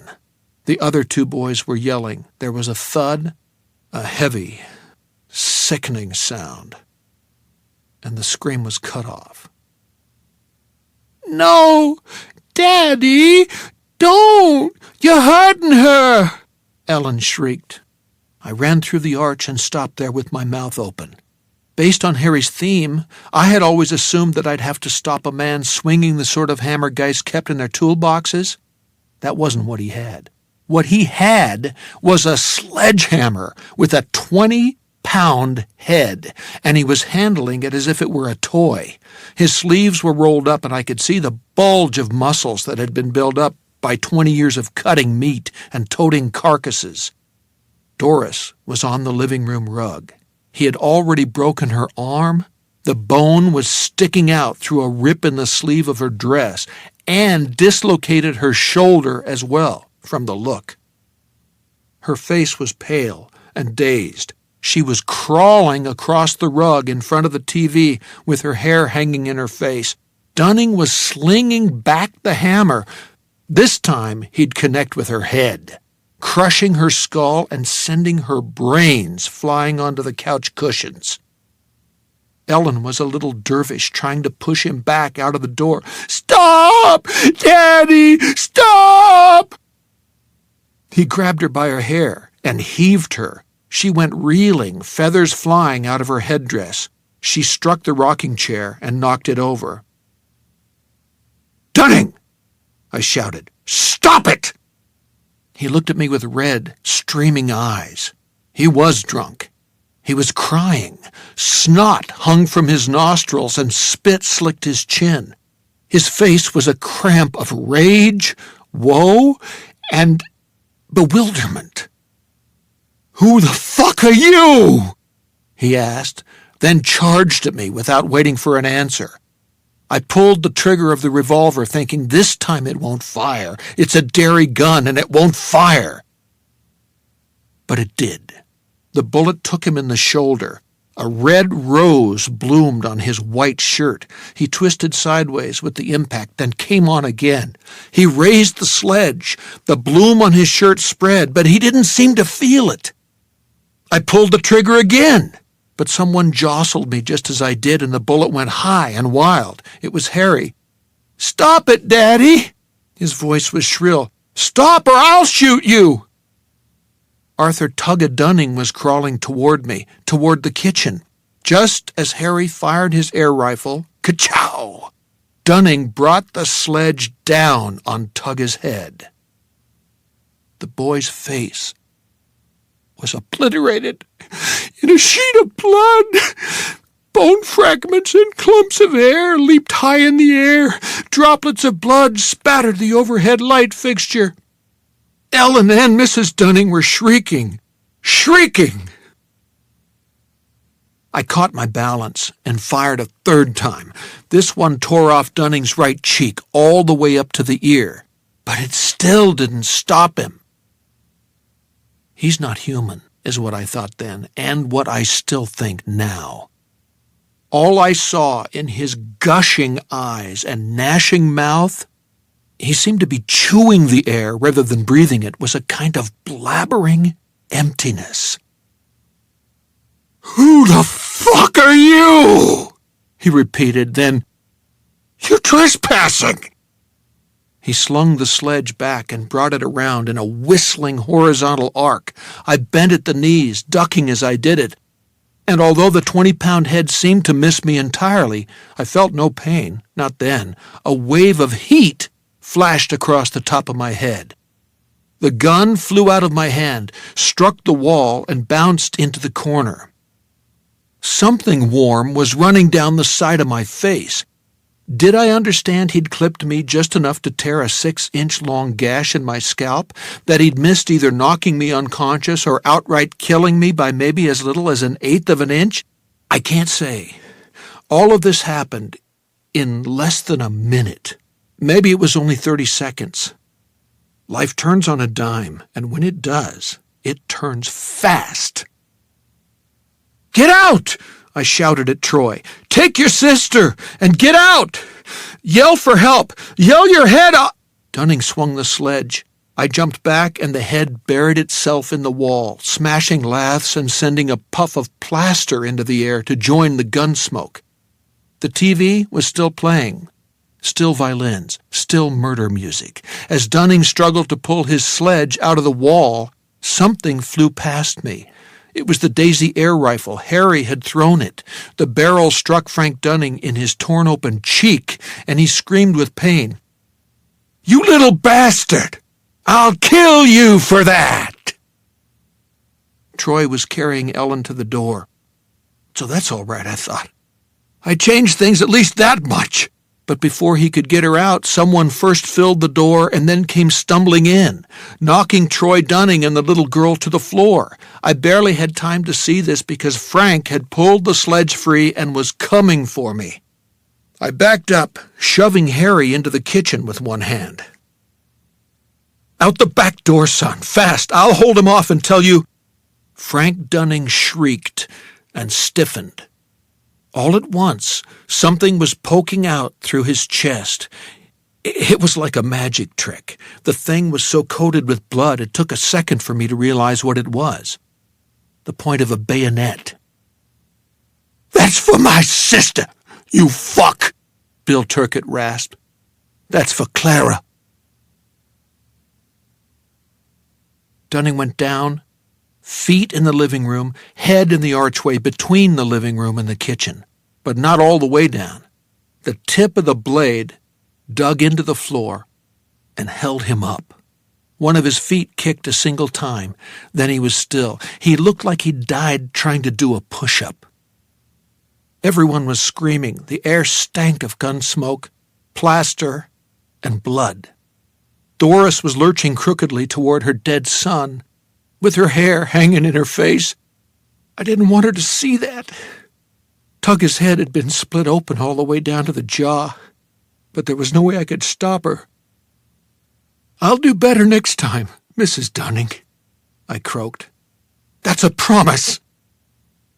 There was blood all over my face. I had to wipe it out of my left eye in order to see on that side. Since I was still conscious, I thought I wasn't hurt too badly, and I knew that scalp wounds bleed like a bitch. But I was a mess, and if there was ever going to be a next time, I had to get out of here this time, unseen and in a hurry. But I had to talk to Turkett before I left, or at least try. He had collapsed against the wall by Dunning's splayed feet. He was holding his chest and gasping. His face was corpse white except for his lips, now as purple as those of a kid who'd been gobbling huckleberries. I reached for his hand. He grasped it with panicky tightness, but there was a tiny glint of humor in his eyes. "Who's the chicken shit now, Ambison?" "Not you," I said. "You're a hero." "Yeah," he wheezed. "Just toss the fucking metal in my coffin." Doris was cradling her dead son. Behind her, Troy was walking in circles, with Ellen's head pressed tight against his chest. He didn't look toward us, didn't seem to realize we were there. The little girl was wailing. "You'll be okay," I said, as if I knew. "Now listen, because this is important. Forget my name." "And what name? You never gave it." "Right. And you know my car?" "Ford." He was losing his voice, but his eyes were still fixed on mine. "Nice one. Convert. Y-block engine. 54 or 5. You never saw it. That's the most important thing of all, Turkett. I need it to get downstate tonight, and I'll have to take the turnpike most of the way because I don't know any of the other roads. If I can get down to Central Maine, I'll be free and clear. Do you understand what I'm telling you?" "Never saw your car," he said, then winced. "Oh, fuck, don't that hurt?" I put my fingers on his stubbly, prickly throat and felt his pulse. It was rapid and wildly uneven. In the distance I could hear wailing sirens. "You did the right thing." His eyes rolled. "Almost didn't. I don't know what I was thinking of. I must have been crazy. Listen, buddy, if they do run you down, don't tell them what I never would. You took care of him, Turkett. He was a mad dog, and you put him down. Your sister would be proud." He smiled and closed his eyes. I went into the bathroom, grabbed a towel, soaked it in the basin, and scrubbed my bloody face. I tossed the towel in the tub, grabbed 2 more, and stepped out into the kitchen. The boy who had brought me here was standing on the faded linoleum by the stove and watching me. Although it had probably been 6 years since he'd sucked his thumb, he was sucking it now. His eyes were wide and solemn, swimming with tears. Freckles of blood spattered his cheeks and brow. Here was a boy who had just experienced something that would no doubt traumatize him. But he was also a boy who would never grow up to become Hop-Toed Harry or to write a theme that would make me cry. "Who are you, mister?" he asked. "Nobody." I walked past him to the door. He deserved more than that, though. The sirens were closer now, but I turned back. "You're good, Angel," I said. Then I slipped out the back door and into Halloween night of 1958. I walked up Wymore to Witcham, saw flashing blue lights heading for Cosset Street, and kept on walking. 2 blocks further into the residential district, I turned right on Girard Avenue. People were standing out on the sidewalks, turned toward the sound of the sirens. "Mister, do you know what happened?" a man asked me. He was holding the hand of a sneaker-wearing Snow White. "I heard kids setting off cherry bombs," I said. "Maybe they started a fire." I kept walking and made sure to keep the left side of my face away from him, because there was a streetlight nearby and my scalp was still oozing blood. 4 blocks down, I turned back toward Witcham. This far south of Cosset, Witcham Street was dark and quiet. All the available police cars were probably now at the scene. Good. I had almost reached the corner of Grove and Witcham when my knees turned to rubber. I looked around, saw no trick-or-treaters, and sat down on the curb. I couldn't afford to stop, but I had to. I'd thrown up everything in my stomach. I hadn't had anything to eat all day except for one lousy candy bar, and couldn't remember if I'd even managed to get all of that down before Turcotte jumped me, and I'd just been through a violent interlude in which I had been wounded. How badly, I still didn't know. It was either stop now and let my body regroup or pass out on the sidewalk. I put my head between my knees and drew a series of deep, slow breaths, as I'd learned in the Red Cross course I'd taken to get a lifeguard certification back in college.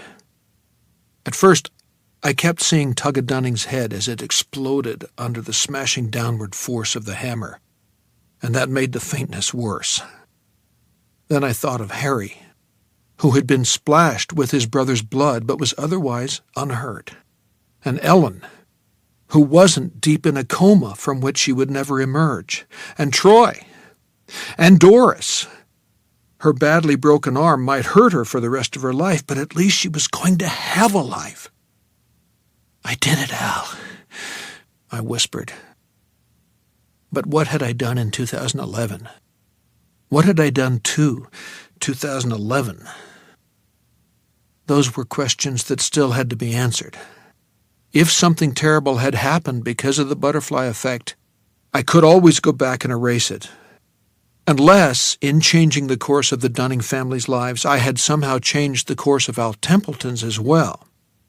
Suppose the diner was no longer where I'd left it. Suppose it turned out he'd never moved it from Auburn, or never opened a diner at all. It didn't seem likely, but here I was, sitting on a 1958 curb with blood oozing out of my 1958 haircut. And how likely was that? I rose to my feet, staggered, then got moving. To my right, down Witcham Street, I could see the flash and strobe of blue lights. A crowd had gathered on the corner of Cosset, but their backs were to me. The church where I'd left my car was just across the street. The Sunliner was alone in the parking lot now, but it looked okay. No Halloween pranksters had let the air out of my tires. Then I saw a yellow square under one of the windshield wipers. My thoughts flashed to the yellow-card man, and my gut tightened. I snatched it, then exhaled a sigh of relief when I read what was written there. "Join your friends and neighbors for worship this Sunday at 9 a.m. Newcomers always welcome. Remember, life is the question. Jesus is the answer." I thought hard drugs were the answer, and I could sure use some right now. I muttered and unlocked the driver's door. I thought of the paper bag I'd left behind the garage of the house on Wymore Lane. The cops investigating the area were apt to discover it. Inside, they'd find a few candy bars, a mostly empty bottle of kaopectate, and a stack of what amounted to adult diapers. I wondered what they'd make of that, but not too much. By the time I reached the turnpike, my head was aching fiercely. But even if this hadn't been before the era of 24-hour convenience stores, I'm not sure I would have dared to stop. My shirt was stiff with drying blood on the left-hand side. At least I'd remembered to fill the gas tank. Once I tried exploring the gash on my head with the tips of my fingers and was rewarded with a blaze of pain that persuaded me not to make a second attempt. I did stop at the rest area outside of Augusta. By then it was past 10 o'clock and the place was deserted. I turned on the dome light and checked my pupils in the rearview mirror. They looked the same size, which was a relief. There was a snacks vending machine outside the men's privy where 10 cents bought me a cream-stuffed chocolate whoopie pie. I gobbled it as I drove, and my headache abated somewhat. It was after midnight when I got to Lisbon Falls. Main Street was dark, but both the Warumbo and U.S. gypsum mills were running full tilt, huffing and chuffing, throwing their stinks into the air and spilling their acid wastes into the river. The clusters of shining lights made them look like spaceships. I parked the Sunliner outside the Kennebec Fruit, where it would stay until someone peeked inside and saw the spots of blood on the seat, driver's door, and steering wheel. Then the police would be called. I supposed they'd dust the Ford for fingerprints. It was possible they'd match prints found on a certain 38 police special at a murder scene in Derry. The name George Amberson might emerge in Derry and then down here in the Falls. But if the rabbit hole was still where I'd left it, George was going to leave no trail to follow, and the fingerprints belonged to a man who wasn't going to be born for another 18 years. I opened the trunk, took out the briefcase, and decided to leave everything else. For all I knew, it might end up being sold at the Jolly White Elephant, the second-hand store not far from Titus Chevron. I crossed the street toward the mill's dragon breath, a chat-hoosh that would continue around the clock until Reagan-era free trade rendered pricey American textiles obsolete. The drying shed was lit by a white fluorescent glow from the dirty dye-house windows. I spotted the chain blocking off the drying shed from the rest of the courtyard. It was too dark to read the sign hanging from it, and it had been almost 2 months since I'd seen it, but I remembered what it said. No admittance beyond this point until sewer pipe is repaired. There was no sign of the yellow card man, or the orange card man, if that's what he was now. Headlights flooded the courtyard, illuminating me like an ant on a plate. My shadow jumped out, long and scrawny, in front of me. I froze as a big transport truck trundled toward me. I expected the driver to stop, lean out, and ask me what the hell I was doing here. He slowed, but didn't stop. Raised a hand to me.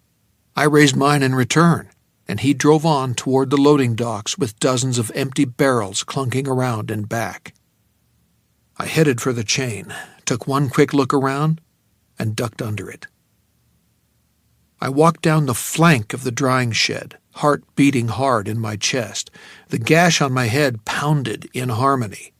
This time there was no chunk of concrete to mark the spot. Slow, I told myself. Slow. The step is right here. Only it wasn't. There was nothing but the pavement under my testing, tapping shoe. I went a little farther, and there was still nothing. It was cold enough to see a thin vapor when I exhaled, but a light, greasy sweat had broken out on my arms and neck. I went a little farther, but was now almost sure I'd gone too far.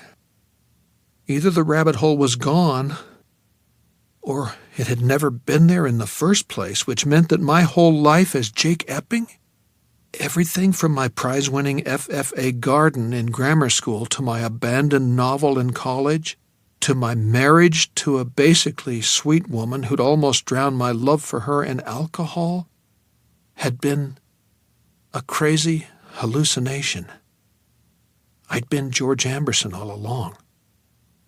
I went a little farther, then stopped, breathing hard.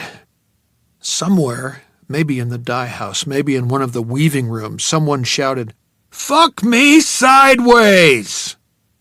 I jumped, then jumped again at the bull roar of laughter that followed the exclamation. Not here. Gone. Or never was. And did I feel disappointment? Terror? Outright panic? None of those, actually. What I felt was a sneaking sense of relief.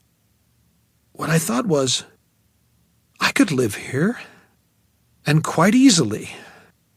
Happily even. Was that true?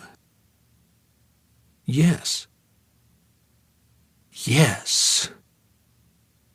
It stank near the mills and on public conveyances where everybody smoked their heads off, but in most places, the air smelled incredibly sweet, incredibly new. Food tasted good. Milk was delivered directly to your door. After a period of withdrawal from my computer, I'd gained enough perspective to realize just how addicted to that fucking thing I'd become. Spending hours reading stupid email attachments and visiting websites for the same reason mountaineers wanted to climb Everest, because they were there. My cell phone never rang because I had no cell phone. And what a relief that had been. Outside of the big cities, most folks were still on party lines. And did the majority lock their doors at night? Balls they did. They worried about nuclear war, but I was safe in the knowledge that the people of 1958 would grow old and die without ever hearing of an A-bomb being exploded in anything but a test. No one worried about global warming or suicide bombers flying hijacked jets into skyscrapers. And if my 2011 life wasn't a hallucination, in my heart I knew this, I could still stop Oswald. I just wouldn't know the ultimate result. I thought I could live with that. Okay.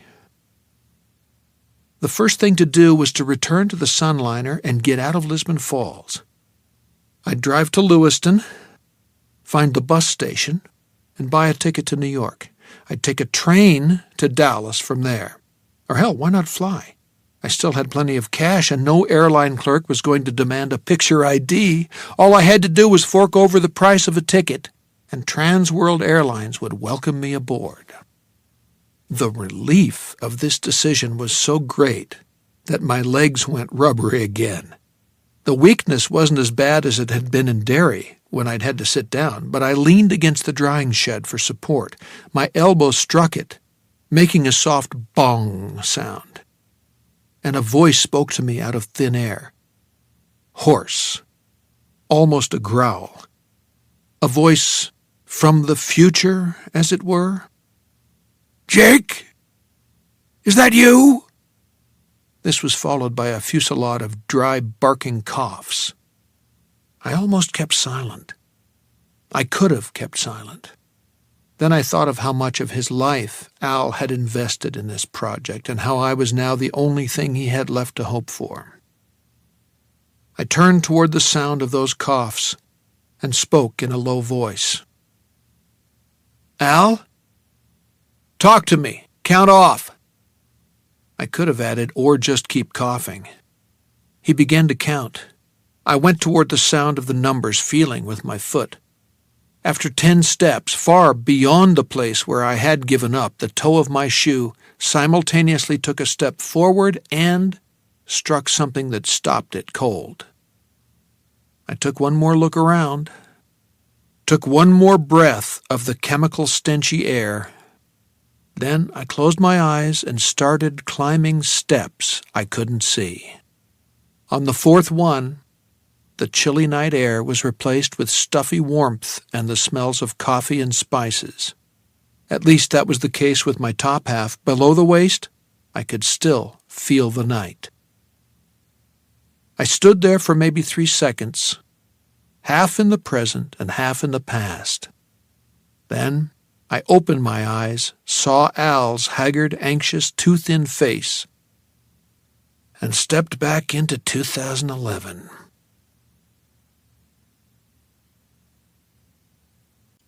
Part 3. Living in the Past. Chapter 9. I would have said I was beyond surprise by then, but what I saw just to Al's left dropped my jaw. A cigarette smoldering in an ashtray. I reached past him and stubbed it out. "Do you want to cough up whatever working lung tissue you've got left?" He didn't respond to that. I'm not sure he even heard it. He was staring at me, wide-eyed. "Jesus God, Jake! Who scalped you?" "No one. Let's get out of here before I strangle on your second-hand smoke." But that was empty scolding. During the weeks I'd spent in Derry, I'd gotten used to the smell of burning cigarettes. Soon I'd be picking up the habit myself if I didn't watch out. "You are scalped," he said. "You just don't know it. There's a piece of your hair hanging down behind your ear. And how much did you bleed anyway? A quart? And who did it to you?" A, less than a quart. B, Frank Dunning. If that takes care of your questions, now I've got one. You said you were going to pray. Why were you smoking instead? "Because I was nervous. And because it doesn't matter now. The horse is out of the barn." I could hardly argue on that score. Al made his way slowly behind the counter, where he opened a cabinet and took out a plastic box with a red cross on it. I sat on one of the stools and looked at the clock. It had been 7:45 when Al unlocked the door and led us into the diner. Probably 5 of when I went down the rabbit hole and emerged in Wonderland circa 1958. Al claimed every trip took exactly 2 minutes, and the clock on the wall seemed to bear that out. I'd spent 52 days in 1958, but here it was 7:59 in the morning. Al was assembling gauze, tape, disinfectant. "Bend down here so I can see it," he said. "Put your chin right on the counter." You can skip the hydrogen peroxide. It happened 4 hours ago and it's clotted, see? "Better safe than sorry," he said, then set the top of my head on fire. "Ow! Hurts, don't it? Because it's still open. You want some 1958 sawbones treating you for an infected scalp before you head down to Big D? Believe me, buddy, you don't. Hold still. I have to snip some hair or the tape won't hold. Thank God you kept it short." Clip, clip, clip. Then he added to the pain, insult to injury, as they say, by pressing gauze to the laceration and taping it down. "You can take the gauze off in a day or two, but you'll want to keep your hat over it until then. Gonna look a little mangy up top there for a while, but if the hair doesn't grow back, you can always comb it over. Want some aspirin?" "Yes. And a cup of coffee? Can you wrestle that?" Although coffee would only help for a little while, what I needed was sleep. "I can." He flicked the switch on the Bun-O-Matic, then began rummaging in the first aid kit again. "You look like you've lost some weight." You should talk, I thought. I've been sick, caught a 24-hour... That was where I stopped. "Jake, what's wrong?" I was looking at Al's framed photographs. When I'd gone down the rabbit hole, there had been a picture of Harry Dunning and me up there. We were smiling and holding up Harry's GED diploma for the camera. It was gone. "Jake? Buddy? What is it?" I took the aspirin he'd put on the counter, stuck them in my mouth, dry swallowed. Then I got up and walked slowly over to the wall of celebrity. I felt like a man made of glass.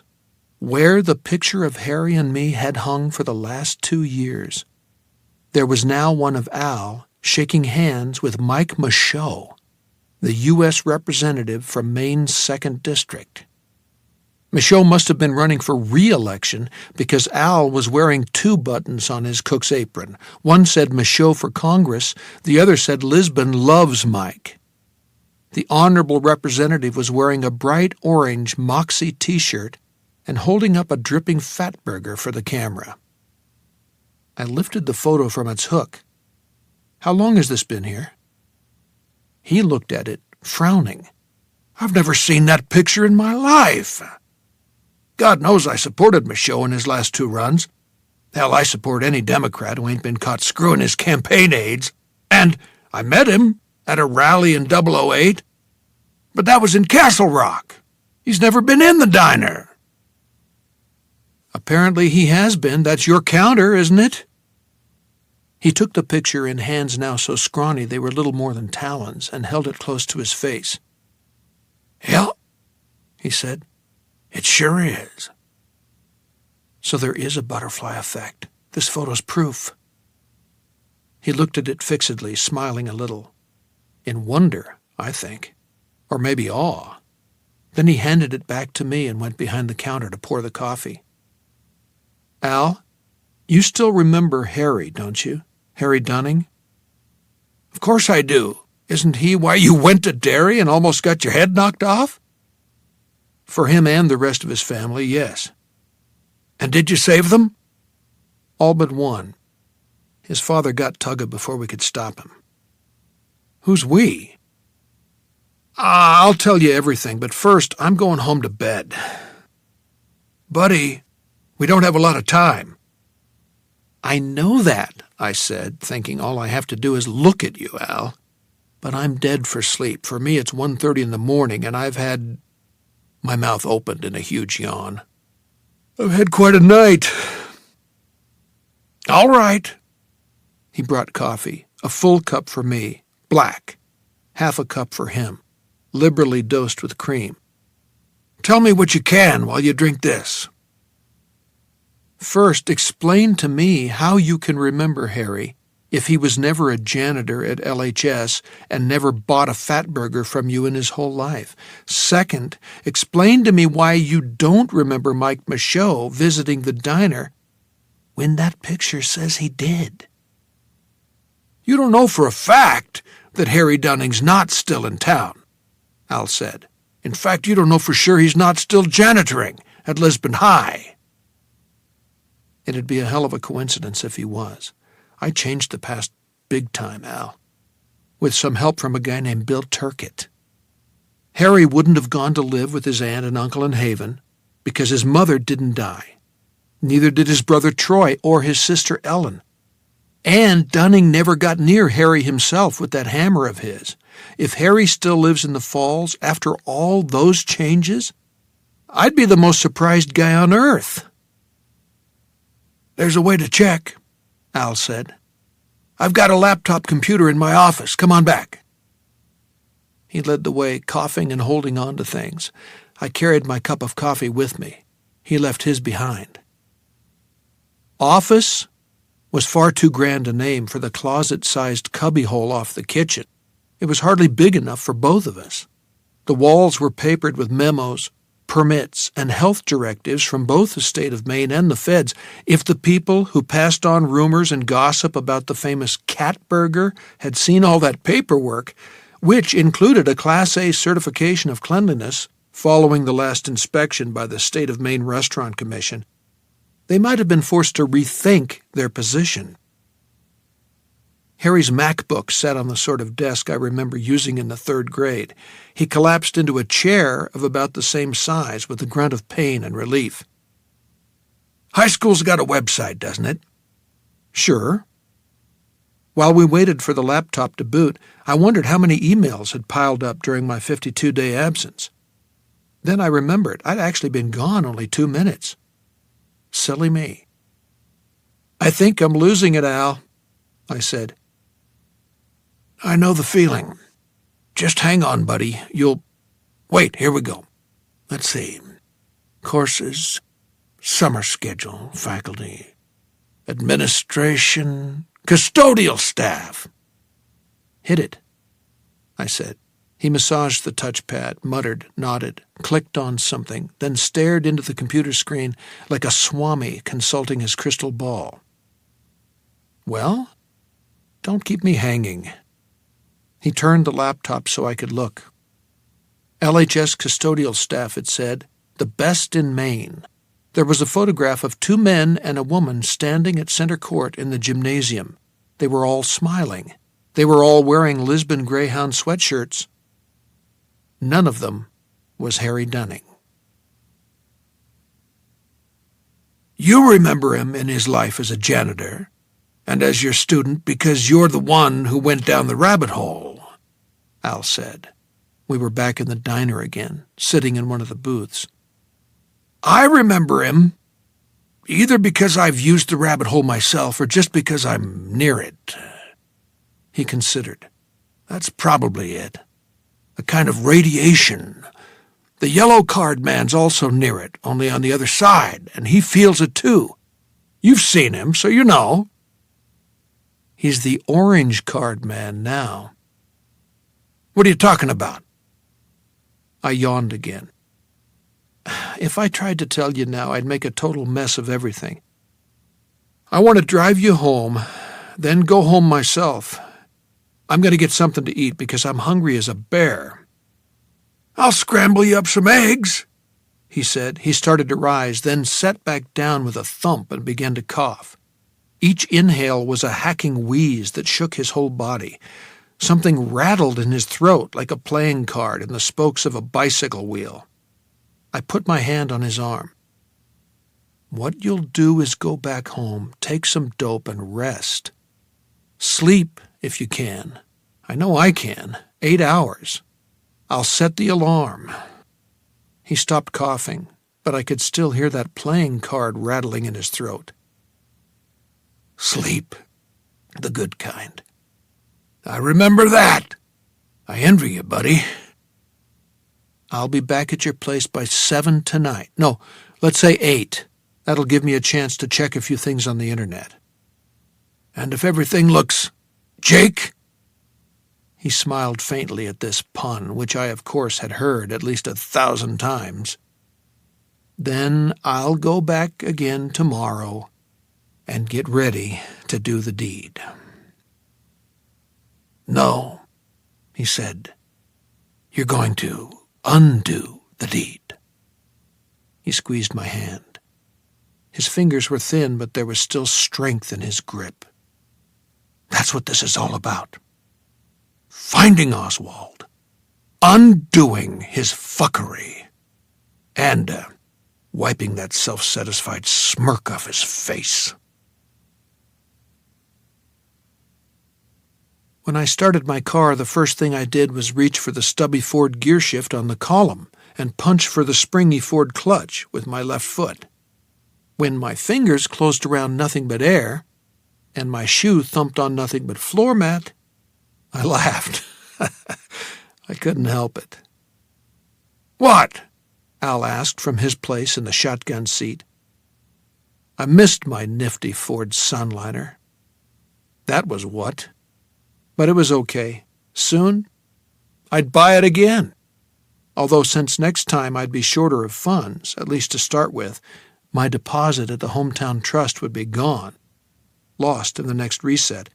I might dicka a little more with Bill Titus. I thought I could do that. I was different now. "Jake, something funny?" "It's nothing." I looked for changes on Main Street, but all the usual buildings were present and accounted for, including the Kennebec Fruit, which looked, as usual, about 2 unpaid bills away from financial collapse. The statue of Chief Warumbo still stood in the town park, and the banner in the window of Cable's Furniture still assured the world that we will not be undersold. "Al, you remember the chain you have to duck under to get back to the rabbit hole, don't you?" "Sure." "And the sign hanging from it?" "The one about the sewer pipe." He was sitting like a soldier who thinks the road ahead may be mined, and every time we went over a bump, he winced. "When you came back from Dallas, when you realized you were too sick to make it, was that sign still there?" "Yeah," he had said after a moment's reflection. "It was. That's kind of funny, isn't it? Who takes 4 years to fix a busted sewer pipe?" "Nobody. Not in a mill yard where trucks are coming and going all day and all night. So why doesn't it attract attention?" He shook his head. "No idea." "It might be there to keep people from wandering into the rabbit hole by accident. But if so, Who put it there? I don't know. I don't even know if what you're saying is right. I turned onto his street, hoping I could see him safely inside, and then manage the 7 or 8 miles out to Sabattis without falling asleep behind the wheel. But one other thing was on my mind, and I needed to say it, if only so I wouldn't get his hopes up too high. The past is obdurate, Al. It doesn't want to be changed. I know, I told you. You did, but what I think now is that the resistance to change is proportional to how much the future might be altered by any given act. He looked at me. The patches beneath his eyes were darker than ever, and the eyes themselves shone with pain. Could you give it to me in English? Changing the Dunning family's future was harder than changing Carolyn Poulin's future, partly because there were more people involved, but mostly because the Poulin girl would have lived either way. Doris Dunning and her kids all would have died. And one of them died anyway, although I intend to remedy that. A ghost of a smile touched his lips. Good for you. Just make sure that next time you duck a little more. Save yourself from having to deal with an embarrassing scar where the hair may not grow back. I had ideas about that, but didn't bother saying so. I nosed my car up his driveway. What I'm saying is that I may not be able to stop Oswald. At least not the first time. I laughed. But what the hell, I flunked my driver's test the first time, too. So did I, but they didn't make me wait 5 years to take it again. He had a point there. What are you, Jake, 30? 32? 35. And 2 months closer to 36 than I had been earlier this morning, but what was a couple of months between friends? If you screwed the pooch and had to start over, you'd be 45, when the merry-go-round came back to the brass ring the second time. A lot can happen in 10 years, especially if the past's against you. I know, I said. Look what happened to you. I got lung cancer from smoking, that's all. He coughed as if to prove this, but I saw doubt as well as pain in his eyes. Probably that's all it was. I hope that's all it was, but it's one more thing we don't know. His front door banged open. A large young woman wearing a lime green smock and white Nancy nurse shoes came half running down the driveway. She saw Al slumped in the passenger seat of my Toyota and yanked open the door. Mr. Templeton, where have you been? I came in to give you your meds, and when I found the house empty, I thought... He managed a smile. I know what you thought, but I'm okay. Not beautiful, but okay. She looked at me. And you, what are you doing driving him around? Can't you see how fragile he is? Of course I could, but since I could hardly tell her what we'd been doing, I kept my mouth shut and prepared to take my scolding like a man. We had an important matter to discuss, Al said. Okay? Got it? Just the same. He opened the car door. Help me inside, Doris. Jake's got to get home. Doris. As in Dunning. He didn't notice the coincidence, and surely that was what it was. It's a common enough name, but it clanged in my head just the same. I made it home, and this time it was the Sunliner's emergency brake I found myself reaching for. As I turned off the engine, I thought about what a cramped, niggardly, basically unpleasant plastic and fiberglass shitbox my Toyota was compared to the car I'd gotten used to in Derry. I let myself in, started to feed my cat, and saw the food in his dish was still fresh and moist. Why wouldn't it be? In 2011, it had been in the bowl for only an hour and a half. Eat that, Elmore, I said. There are cats starving in China who'd love a bowl of Frisky's choice cuts. Elmore gave me the look that one deserved and oiled out through the cat door. I nuked a couple of Stouffer's frozen dinners, thinking, like Frankenstein's monster learning to talk, microwave good, modern cars bad. I ate everything, disposed of the trash, and went into the bedroom. I took off my plain white 1958 shirt, thanking God Al's Doris had been too mad to notice the blood spatters on it, sat on the side of the bed to unlace my sensible 1958 shoes, and then let myself fall backward. I'm pretty sure I fell asleep while I was still in midair. I forgot all about setting the alarm and might have slept long past 5 p.m., but Elmore jumped on my chest at 4:15 and began to sniff at my face. That meant he'd cleaned his dish and was requesting a refill. I provided more food for the feline, splashed my face with cold water, then ate a bowl of Special K, thinking it would be days before I could get the proper order of my meals reestablished. Belly full, I went into the study and booted up my computer. The town library was my first cyber stop. Al was right. They had the entire run of the Lisbon Weekly Enterprise in their database. I had to become a friend of the library before I could access the goodies, which cost $10, but given the circumstances, that seemed a small price to pay. The issue of the Enterprise I was looking for was dated November 7th. On page 2, sandwiched between an item about a fatal car wreck and one concerning a case of suspected arson, was a story headlined "Local Police Seek Mystery Man." The mystery man was me, or rather my Eisenhower-era alter ego. The Sunliner convertible had been found, the bloodstains duly noted. Bill Titus identified the Ford as one he had sold to a Mr. George Amberson.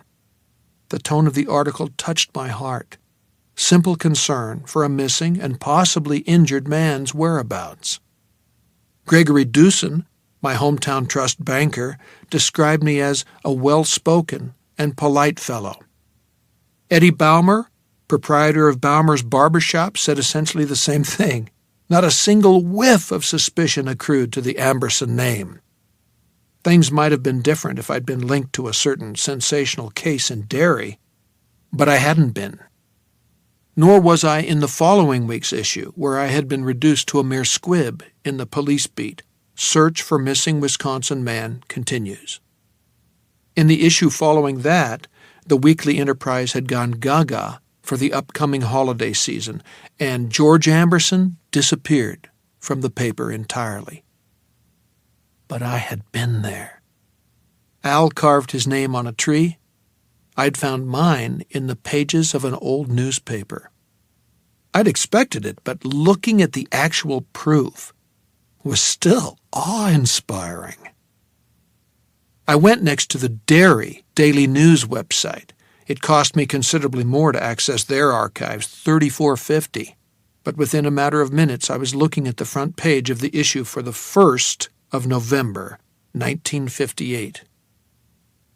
You would expect a sensational local crime to headline the front page of a local newspaper, but in Derry, the peculiar little city, they kept as quiet as possible about their atrocities. The big story that day had to do with Russia, Great Britain, and the United States meeting in Geneva to discuss a possible nuclear test ban treaty. Below this was a story about a 14-year-old chess prodigy named Bobby Fischer. At the very bottom of the front page, on the left-hand side, where media experts tell us people are apt to look last, if at all, was a story headlined, "Murderous Rampage Ends in 2 Deaths."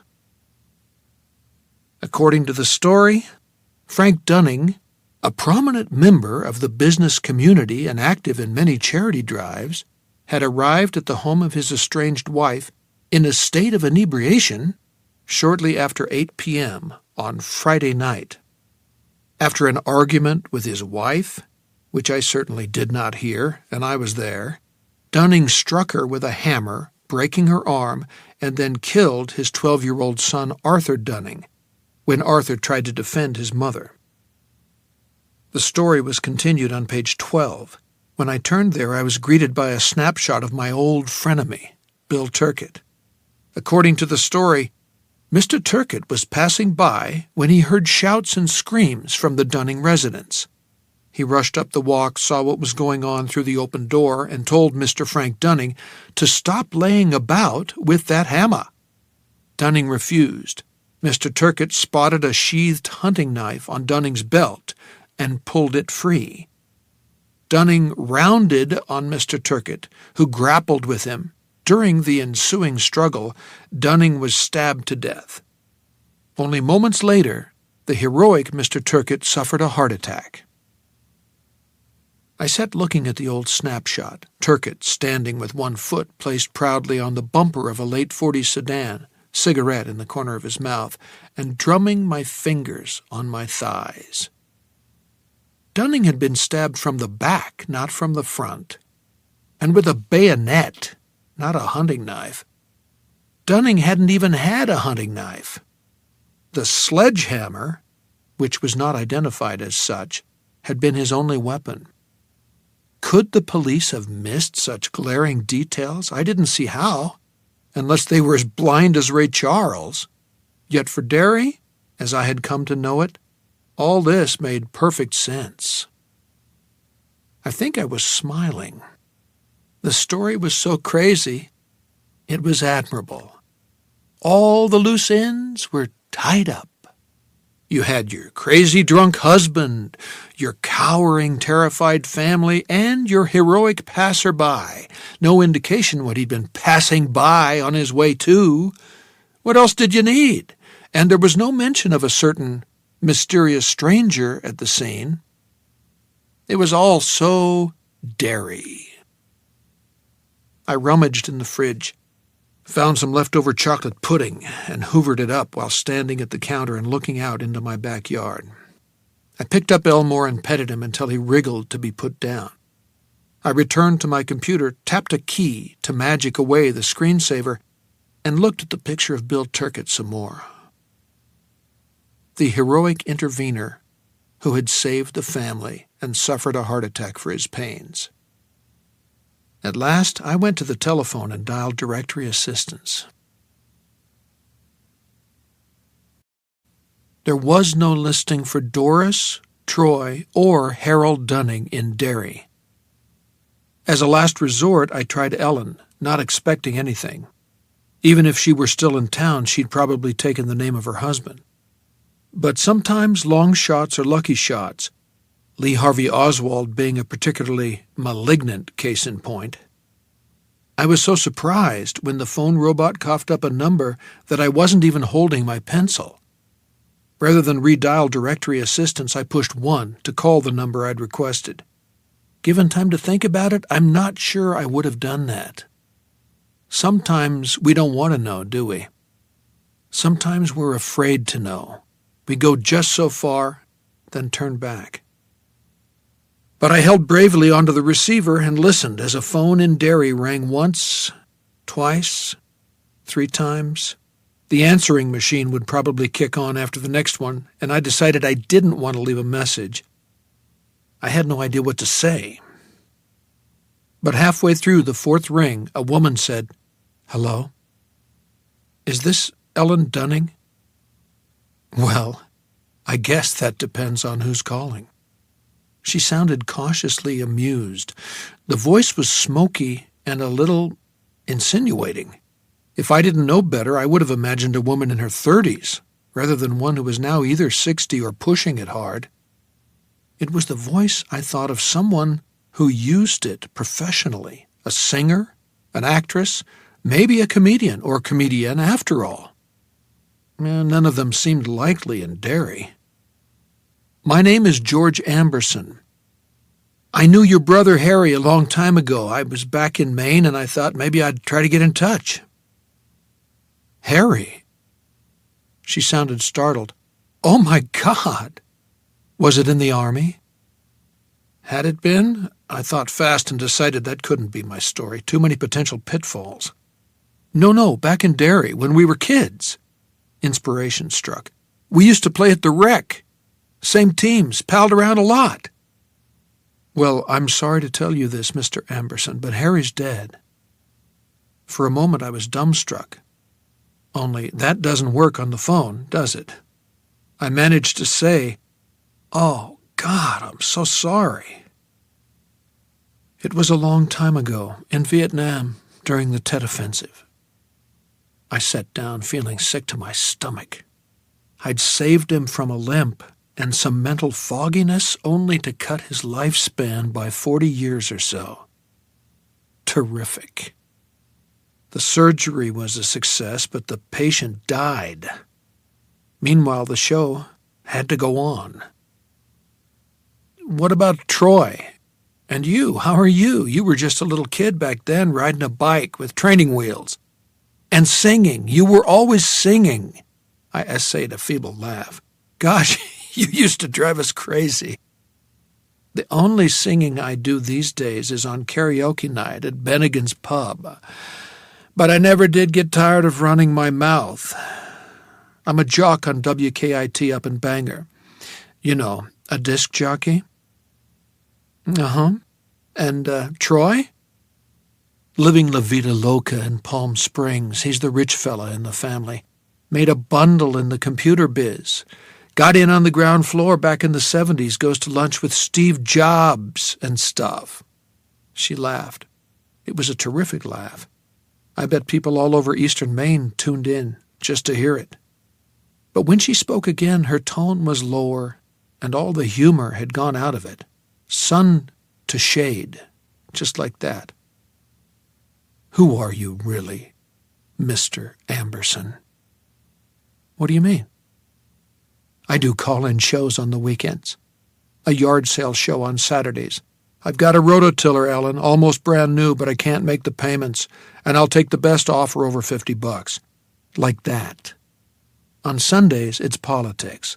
Folks call in to flay Rush Limbaugh or talk about how Glenn Beck should run for president. I know voices. If you'd been friends with Harry back in the rec days, you'd be in your 60s. But you're not. You sound like you're no more than 35. Jesus, right on the money. People tell me I sound a lot younger than my age. I bet they tell you the same." "Nice try," she said flatly, and all at once she did sound older. I've had years of training to put that sunshine in my voice, have you? I couldn't think of a response, so I kept silent. Also, no one calls to check up on someone they chummed around with when they were in grammar school. Not 50 years later, they don't. Might as well hang up, I thought. I got what I called for and more than I bargained for. I'll just hang up. But the phone felt glued to my ear. I'm not sure I could have dropped it if I'd seen fire racing up my living room curtains. When she spoke again, there was a catch in her voice. "Are you him? I don't know what you... There was somebody else there that night. Harry saw him, and so did I. Are you him?" One night, my lips had gone numb. It felt as if someone had put a mask over my face, one lined with snow. Harry said it was his good angel. "I think you're him." "So where were you?" Now she was the one who sounded unclear because she'd begun crying.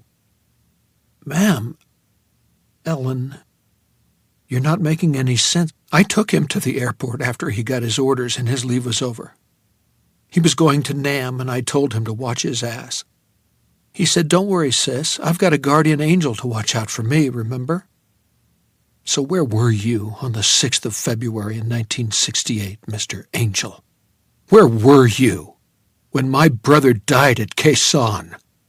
Where were you then, you son of a bitch?" She said something else, but I don't know what it was. By then she was crying too hard. I hung up the phone. I went into the bathroom. I got into the bathtub, pulled the curtain, and put my head between my knees so I was looking at the rubber mat with the yellow daisies on it. Then I screamed. Once, twice, 3 times. And here's the worst. I didn't just wish Al had never spoken to me about his goddamned rabbit hole, and went farther than that. I wished him dead. I got a bad feeling when I pulled into his driveway and saw the house was entirely dark. It got worse when I tried the door and found it unlocked. Al? Nothing. I found a light switch and flipped it. The main living area had the sterile neatness of rooms that are cleaned regularly, but no longer much used. The walls were covered with framed photographs. Almost all were of people I didn't know. Al's relatives, I assumed, but I recognized the couple in the one hanging over the couch, John and Jacqueline Kennedy. They were at the seashore, probably Hyannisport, and had their arms around each other. There was a smell of Glade in the air, not quite masking the sickroom smell coming from deeper in the house. Somewhere very low, the Temptations were singing My Girl, Sunshine on a Cloudy Day, and all of that. Al! You here? Where else? Studio 9 in Portland, dancing disco and trying to pick up college girls? I knew better. I had made a wish, and sometimes wishes are granted. I fumbled for the kitchen switches, found them, and flooded the room with enough fluorescent light to take out an appendix buy. On the table was a plastic medicine caddy, the kind that holds a week's worth of pills. Most of those caddies are small enough to fit into a pocket or purse, but this one was almost as big as an encyclopedia. Next to it was a message scribbled on a piece of Ziggy notepaper. If you forget your 8 o'clockies, I'll kill you!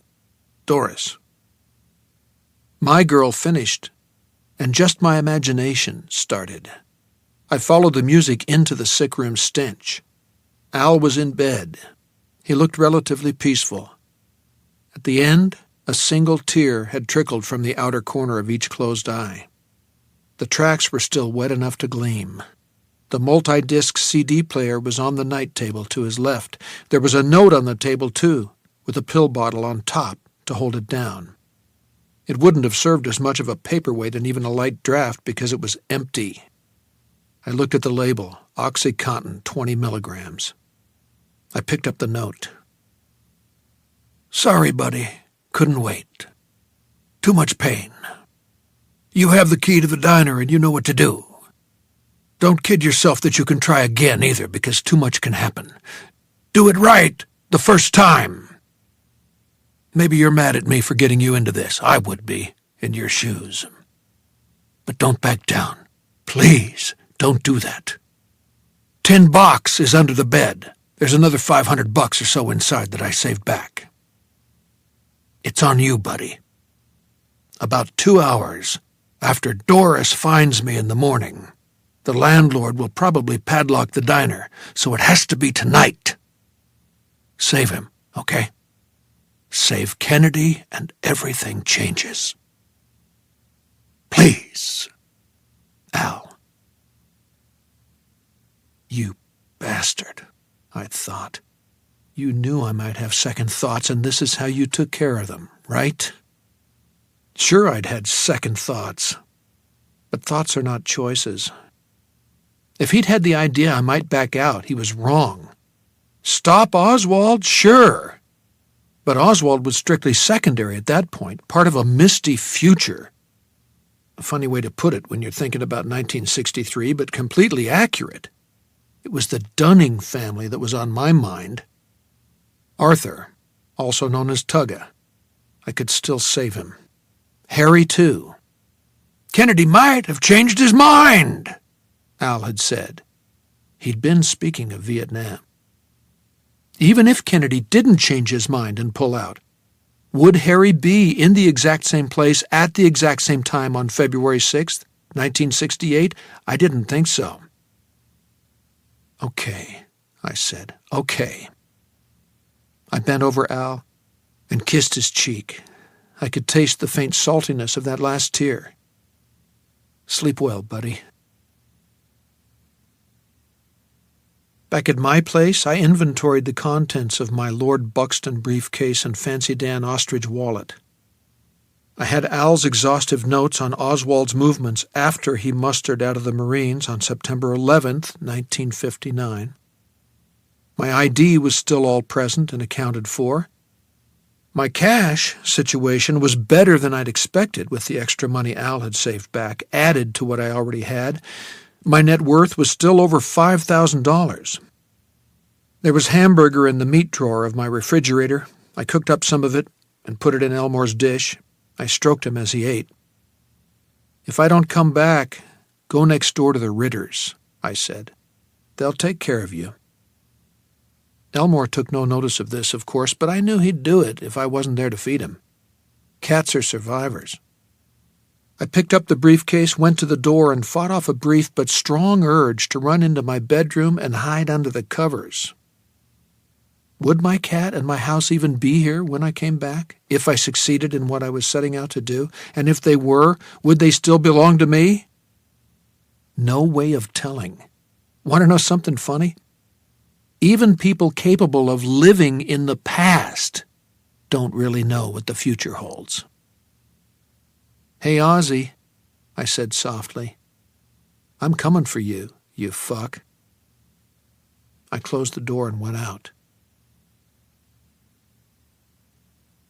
The diner was weird without Al, because it felt as if Al was still there. His ghost, I mean. The faces on his town wall of celebrity seemed to stare down at me, asking what I was doing here, telling me I didn't belong here, exhorting me to leave well enough alone before I snapped the universe's mainspring. There was something particularly unsettling about the picture of Al and Mike Michaud, hanging where the photo of Harry and me belonged. I went into the pantry and began to take small, shuffling steps forward. "Pretend you're trying to find the top of a staircase with the lights out," Al had said. "Close your eyes, buddy. It's easier that way." I did. 2 steps down, I heard that pressure-equalizing pop deep in my ears. Warmth hit my skin. Sunlight shone through my closed eyelids. I heard the shat-hoosh of the weaving flats. It was September 9th, 1958, 2 minutes before noon. Tugga Dunning was alive again, and Mrs. Dunning's arm had not yet been broken. Not far from here, at Titus Chevron, a nifty red Ford Sunliner convertible was waiting for me. But first, there was the former yellow card man to deal with. This time he was going to get the $1 he requested because I'd neglected to put a 50-cent piece in my pocket. I ducked under the chain and paused long enough to put a $1 bill in my right front pants pocket. That's where it stayed, because when I came around the corner of the drying shed, I found the yellow card man sprawled on the concrete, with his eyes open and a pool of blood spreading around his head. His throat was slashed from ear to ear. In one hand was the jagged shard of green wine bottle he had used to do the job. In the other he held his card, the one that supposedly had something to do with it being double money day at the Green Front. The card that had once been yellow, then orange, was now dead black.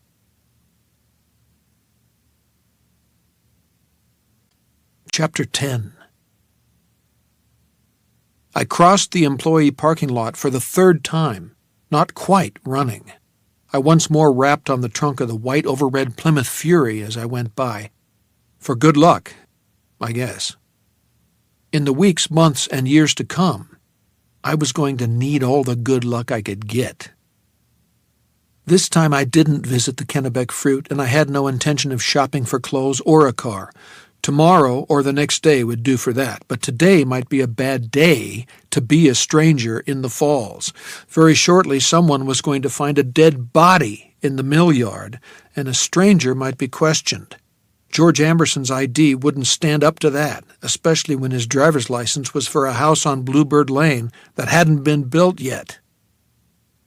I made it to the mill workers' bus stop outside the parking lot just as the bus with Lewiston Express in its destination window came snoring along. I got on and handed over the $1 bill I'd meant to give to the yellow card man. The driver clicked a handful of silver out of the chrome changemaker he wore on his belt. I dropped 15 cents into the fare box and made my way down the swaying aisle to a seat near the back, behind 2 pimply sailors, probably from the Brunswick Naval Air Station, who were talking about the girls they hoped to see at a strip joint called the Holly. Their conversation was punctuated by an exchange of hefty shoulder punches and a great deal of snorkeling laughter. I watched Route 196 unroll almost without seeing it. I kept thinking about the dead man and the card, which was now dead black. I'd wanted to put distance between myself and that troubling corpse as quickly as possible, but I had paused long enough to touch the card. It wasn't cardboard, as I had first assumed, not plastic either. Celluloid, maybe, except it hadn't exactly felt like that either. What it felt like was dead skin, the kind you might pare off a callus. There had been no writing on it, at least none that I could see. Al had assumed the yellow card man was just a wet brain who'd been driven crazy by an unlucky combination of booze and proximity to the rabbit hole. I hadn't questioned that until the card turned orange. Now, I more than questioned it. I flat out didn't believe it. What was he, anyway? Dead. That's what he is, and that's all he is, so let it go. You've got a lot to do. When we passed the Lisbon drive-in, I yanked the stop cord. The driver pulled over at the next white-painted telephone pole. "Have a nice day," I told him as he pulled the lever that flopped the doors open. "Ain't nothing nice about this run, except a cold beer at quitting time," he said, and lit a cigarette. A few seconds later, I was standing on the gravel shoulder of the highway, with my briefcase dangling from my left hand, watching the bus lumber off toward Lewiston, trailing a cloud of exhaust. On the back was an ad card showing a housewife who held a gleaming pot in one hand and an SOS Magic scouring pad in the other. Her huge blue eyes and toothy red lipsticked grin suggested a woman who might be only minutes away from a catastrophic mental breakdown. The sky was cloudless. Crickets sang in the high grass. Somewhere, a cow lowed.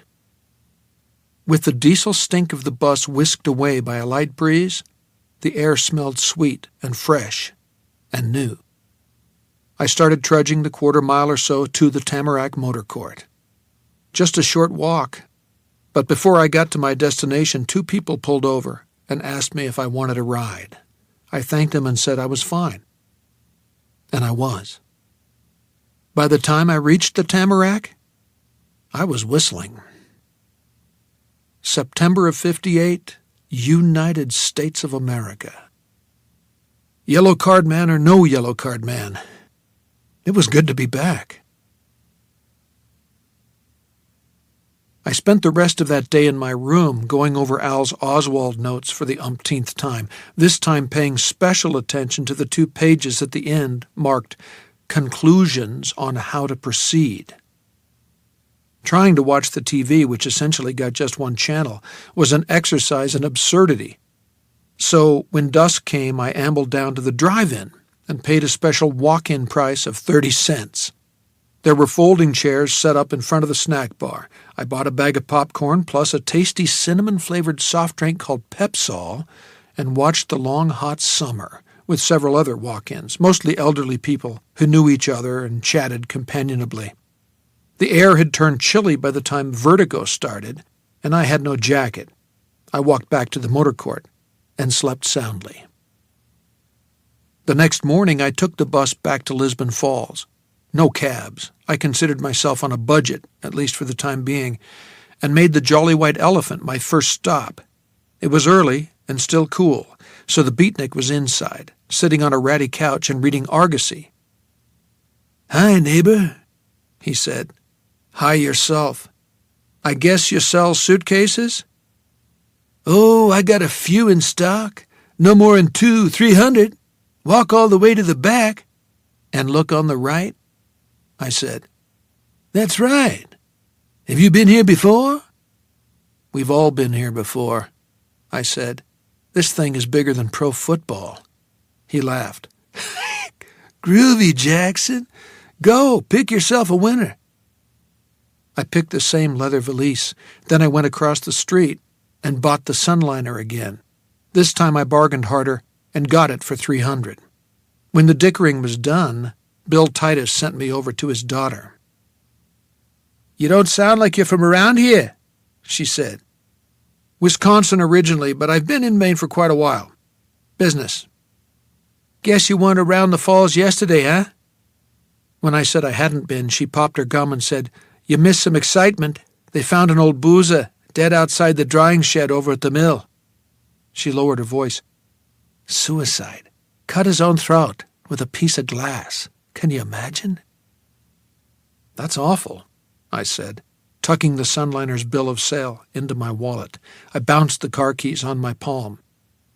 "Local guy?" "Nope, and no ID. He probably came down from the county in a boxcar. That's what my dad says. For the apple picking over in Castle Rock, maybe. Mr. Cady, he's the clerk at the Green Front, told my dad the guy came in yesterday morning and tried to buy a pint, but he was drunk and smelly, so Mr. Cady kicked him out. Then he must have went over to the mill yard to drink up whatever he had left, and when it was gone, he broke the bottle and cut his throat with one of the pieces." She repeated, "Can you imagine?" I skipped the haircut, and I skipped the bank too, but I once more bought clothes at Mason's Menswear. "You must like that shade of blue," the clerk commented, and held up the shirt on top of my pile. "Same color as the one you're wearing." In fact, it was the shirt I was wearing, but I didn't say so. It would have only confused us both. I drove up the mile-a-minute highway that Thursday afternoon. This time I didn't need to buy a hat when I got to Derry because I'd remembered to add a nice summer straw to the purchases I made at Mason's. I registered at the Derry Townhouse, had a meal in the dining room, then went into the bar and ordered a beer from Fred Toomey. On this go-round, I made no effort to engage him in conversation. The following day, I rented my old apartment on Harris Avenue, and far from keeping me awake, the sound of the descending planes actually lulled me to sleep. The day after that, I went down to Macon's Sporting Goods and told the clerk I was interested in buying a handgun because I was in the real estate business and blah, blah, blah. The clerk brought out my .38 police special and once more told me it was a fine piece of protection. I bought it and put it in my briefcase. I thought about walking out Kansas Street to the little picnic area so I could watch Richie from the Ditchy and Bevy from the Levee practice their jump street moves, then realized I'd missed them. I wished I'd thought to check the late November issues of the Daily News during my brief return to 2011. I could have found out if they'd won their talent show. I made it a habit to drop into the Lamplighter for an early evening beer before the place started to fill up. Sometimes I ordered lobster pickings. I never saw Frank Dunning there, nor wanted to. I had another reason for making the Lamplighter a regular stop. If all went well, I'd soon be heading for Texas, and I wanted to build up my personal treasury before I went. I made friends with Jeff, the bartender, and one evening toward the end of September, he brought up a subject I'd been planning to raise myself. "Who do you like in the series, George?" "Yankees, of course," I said. "You say that? A guy from Wisconsin?" "Home state pride has nothing to do with it. The Yankees are a team of destiny this year." "Never happen. Their pitchers are old, their defense is leaky, Mantle's got bad wheels, the Bronx Bomber dynasty is over. Milwaukee might even sweep." I laughed. "You make a few good points, Jeff.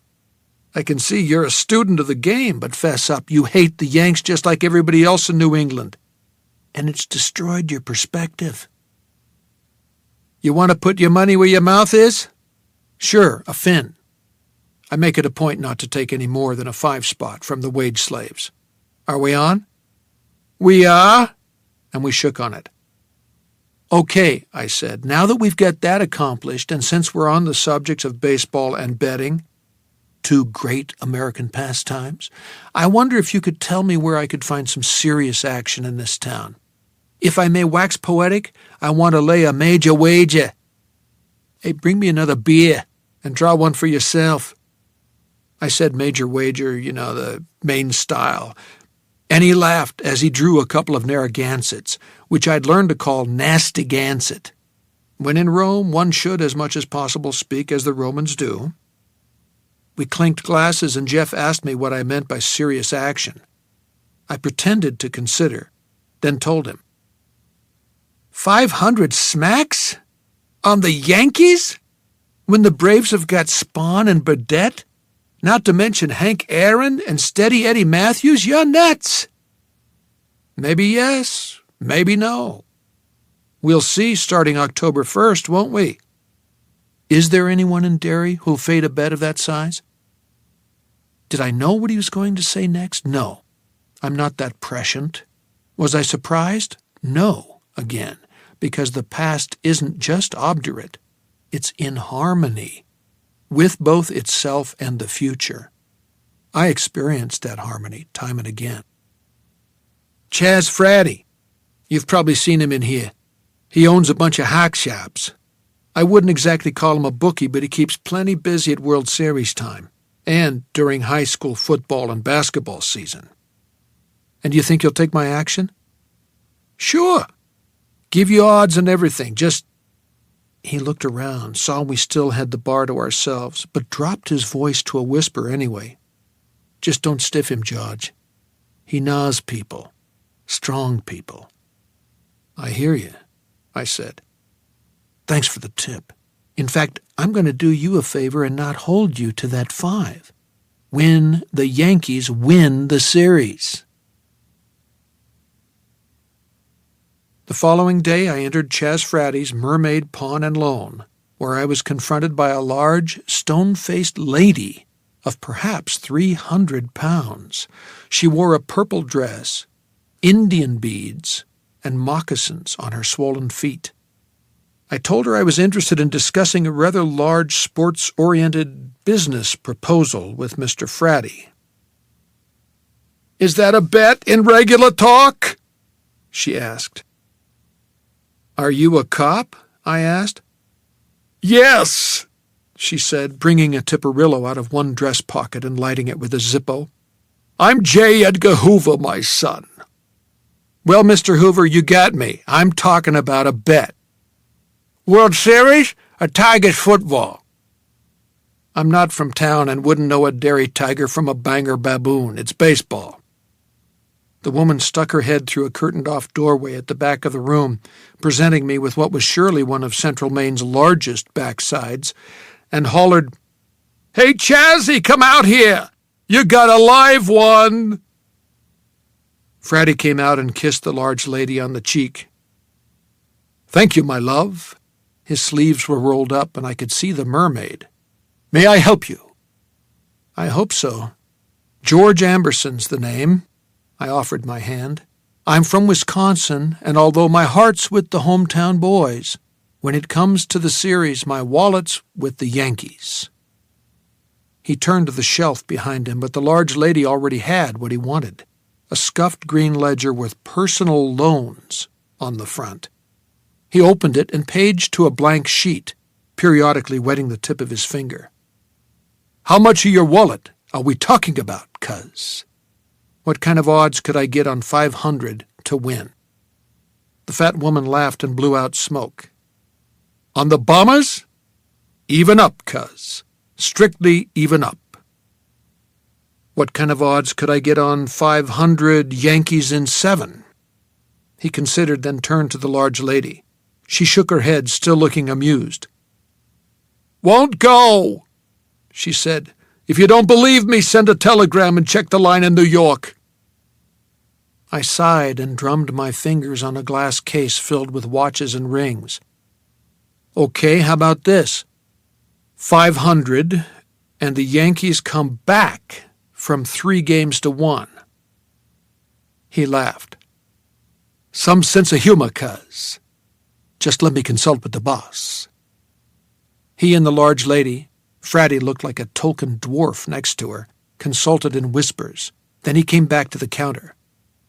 "If you mean what I think you mean, I'll take your action at 4 to 1. But if the Yankees don't go down 3 to 1 and then bounce all the way back, you lose the bundle. I'd just like to get the terms of the wages straight." "Straight as can be," I said. "And no offense to either you or your Friend? We're married, the large lady said. So don't call it friends. And she laughed some more. No offense to either you or your wife, but 4-1 doesn't make it. 8-1, though. Then it's a nice piece of action for both sides. I'll give you 5-1, but that's where it stops, Fratty said. For me, this is just a sideline. You want Vegas, go to Vegas. 7? I said. Come on, Mr. Fratty, work with me on this. He and the large lady conferred. Then he came back and offered 6-1, which I accepted. It was still low odds for such a crazy bet, but I didn't want to hurt Fratty too badly. It was true that he'd set me up for Bill Turkett, but he'd had his reasons. Besides, that was in another life. Back then, baseball was played as it was meant to be played, in bright afternoon sunshine, and on days in the early fall when it still felt like summer. People gathered in front of Benton's appliance store down in the low town to watch the games on 3 21-inch zeniths perched on pedestals in the show window. Above them was a sign reading, "Why watch on the street when you can watch at home? Easy credit terms." Oh yes, easy credit terms. That was more like the America I had grown up in. On October 1st, Milwaukee beat the Yankees 1-0 behind Warren Spahn. On October 2nd, Milwaukee buried the Bombers 13-5. On the 4th of October, when the series returned to the Bronx, Don Larson blanked Milwaukee 4-0 with relief help from Ryan Duran, who had no idea where the ball was going once it left his hand and consequently scared the living shit out of the batters who had to face him. The perfect closer, in other words. I listened to the first part of that game on the radio in my apartment and watched the last couple of innings with the crowd gathered in front of Benton's. When it was over, I went into the drugstore and purchased kaopectate, probably the same giant economy-size bottle as on my last trip. Mr. Keene once more asked me if I was suffering a touch of the bug. When I told him that I felt fine, the old bastard looked disappointed. I did feel fine, and I didn't expect that the past would throw me exactly the same Ryan Duran fastballs, but I felt it best to be prepared. On my way out of the drugstore, my eye was attracted by a display with a sign over it that read, "Take home a little bit of Maine." There were postcards, inflatable toy lobsters, sweet-smelling bags of soft pine duff, replicas of the town's Paul Bunyan statue, and small decorative pillows with the dairy standpipe on them. The standpipe being a circular tower that held the town's drinking water. I bought one of these. "For my nephew in Oklahoma City," I told Mr. Keene. The Yankees had won the third game of the series by the time I pulled into the Texaco station on the Harris Avenue extension. There was a sign in front of the pumps saying, "Mechanic on duty 7 days a week. Trust your car to the man who wears the star." While the pump jockey filled the tank and washed the Sunliner's windshield, I wandered into the garage bay, found a mechanic by the name of Randy Baker on duty, and did a little dickering with him. Baker was puzzled, but agreeable to my proposal. $20 changed hands. He gave me the numbers of both the station and his home. I left with a full tank, a clean windshield, and a satisfied mind. Well, relatively satisfied. It was impossible to plan for every contingency. Because of my preparations for the following day, I dropped by the lamplighter for my evening beer later than usual. But there was no risk of encountering Frank Dunning. It was his day to take his kids to the football game in Orono, and on the way back they were going to stop at the 95er for fried clams and milkshakes. Chaz Fratty was at the bar, sipping rye and water.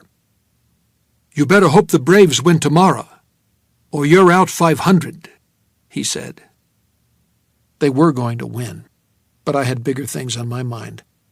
I'd stay in Derry long enough to collect my $3,000 from Mr. Fratty, but I intended to finish my real business the following day.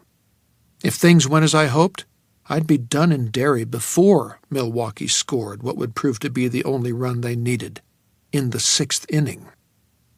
Well, I said, ordering a beer and some lobster pickings. "We'll just have to see, won't we?" "That's right, cuz. It's the joy of the wager. Mind if I ask you a question?" "Nope, just as long as you won't be offended if I don't answer." "That's what I like about you, cuz, that sense of humor. Must be a Wisconsin thing. What I'm curious about is why you're in our fair city." "Real estate. I thought I told you that."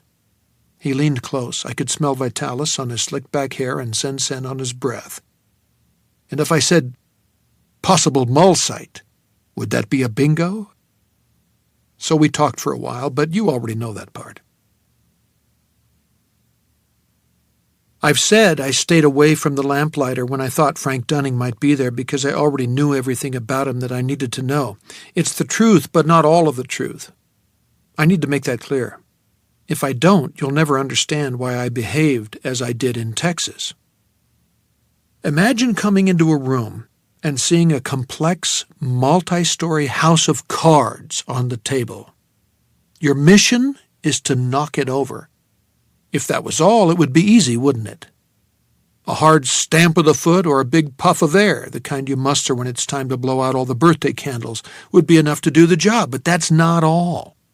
The thing is, you have to knock that house of cards down at a specific moment in time. Until then, it must stand. I knew where Dunning was going to be on the afternoon of Sunday, October 5th, 1958, and I didn't want to risk changing his course by so much as a single jot or tittle. Even crossing eyes with him in the lamplighter might have done that. You could snort and call me excessively cautious. You could say such a minor matter would be very unlikely to knock events off course, but the past is as fragile as a butterfly's wing. Or a house of cards. I'd come back to Derry to knock Frank Dunning's house of cards down, but until then, I had to protect it. I bade Chas Fratty good night and went back to my apartment. My bottle of kaopectate was in the bathroom medicine cabinet, and my new souvenir pillow, with the standpipe embroidered on it in gold thread, was on the kitchen table. I took a knife from the silverware drawer and carefully cut the pillow along a diagonal. I put my revolver inside, shoving it deep into the stuffing. I wasn't sure I'd sleep, but I did, and soundly. Do your best, and let God do the rest. It's just one of many sayings Christy dragged back from her AA meetings. I don't know if there's a God or not. For Jake Epping, the jury's still out on that one, but when I went to bed that night, I was pretty sure I'd done my best. All I could do now was get some sleep and hope my best was enough. There was no stomach flu. This time, I awoke at first light with the most paralyzing headache of my life. A migraine, I supposed. I didn't know for sure because I'd never had one. Looking into even dim light produced a sick, rolling thud from the nape of my neck to the base of my sinuses. My eyes gushed senseless tears. I got up, even that hurt, put on a pair of cheap sunglasses I'd picked up on my trip north to Derry, and took 5 aspirin. They helped just enough for me to be able to get dressed and into my overcoat, which I would need. The morning was chilly and gray, threatening rain. In a way, that was a plus. I'm not sure I could have survived in sunlight. I needed a shave, but skipped it. I thought standing under a bright light, one doubled in the bathroom mirror, might cause my brain simply to disintegrate. I couldn't imagine how I was going to get through this day. So I didn't try. One step at a time, I told myself as I walked slowly down the stairs. I was clutching the railing with one hand and my souvenir pillow with the other. I must have looked like an overgrown child with a teddy bear. One step at a time. The banister snapped. For a moment I tilted forward, head thudding, hands waving wildly in the air. I dropped the pillow, the gun inside clunked, and clawed at the wall above my head. In the last second before my tilt would have become a bone-breaking tumble, my fingers clutched one of the old-fashioned wall sconces screwed into the plaster. It pulled free, but the electrical wire held just long enough for me to regain my balance. I sat down on the steps with my throbbing head on my knees. The pain pulsed in sync with the jackhammer beat of my heart. My watering eyes felt too big for their sockets. I could tell you I wanted to creep back to my apartment and give it all up, but that wouldn't be the truth. The truth was I wanted to die, right there on the stairs, and have done with it. Are there people who have such headaches not just occasionally but frequently? If so, God help them. There was only one thing that could get me back on my feet, and I forced my aching brains not just to think of it, but see it. Tugga Dunning's face suddenly obliterated as he crawled toward me, his hair and brains leaping into the air. "Okay," I said. "Okay. Yeah. Okay." I picked up the souvenir pillow and tottered the rest of the way down the stairs. I emerged into an overcast day that seemed as bright as a Sahara afternoon. I felt for my keys. They weren't there. What I found where they should have been was a good-sized hole in my right front pants pocket. It hadn't been there the night before. I was almost sure of that. I turned around in small, jerky steps. The keys were lying on the stoop in a litter of spilled change. I bent down, wincing, as a lead weight slid forward inside my head. I picked up the keys and made my way to the sunliner. And when I tried the ignition, my previously reliable Ford refused to start. There was a click from the solenoid. That was all. I had prepared for this eventuality. What I hadn't prepared for was having to drag my poisoned head up the stairs again. Never in my life had I wished so fervently for my Nokia. With it, I could have called from behind the wheel, then just sat quietly with my eyes closed until Randy Baker came. Somehow I got back up the stairs, past the broken banister and the light fixture that dangled against the torn plaster like a dead head on a broken neck.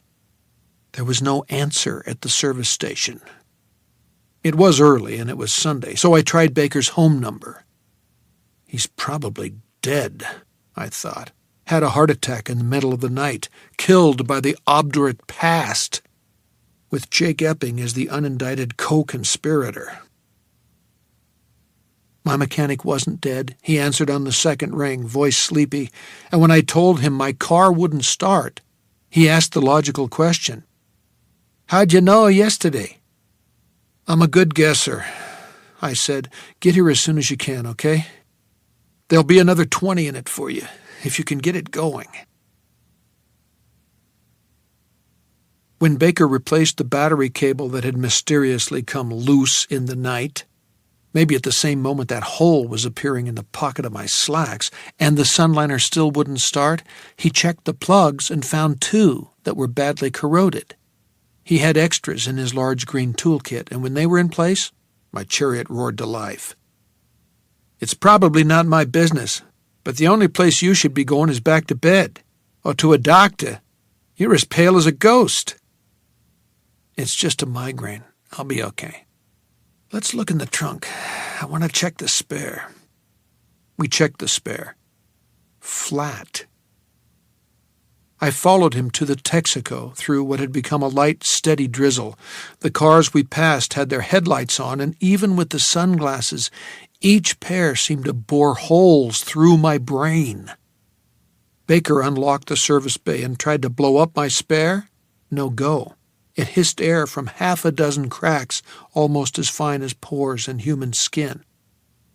"Huh," he said. "Never seen that before. Tire must be defective."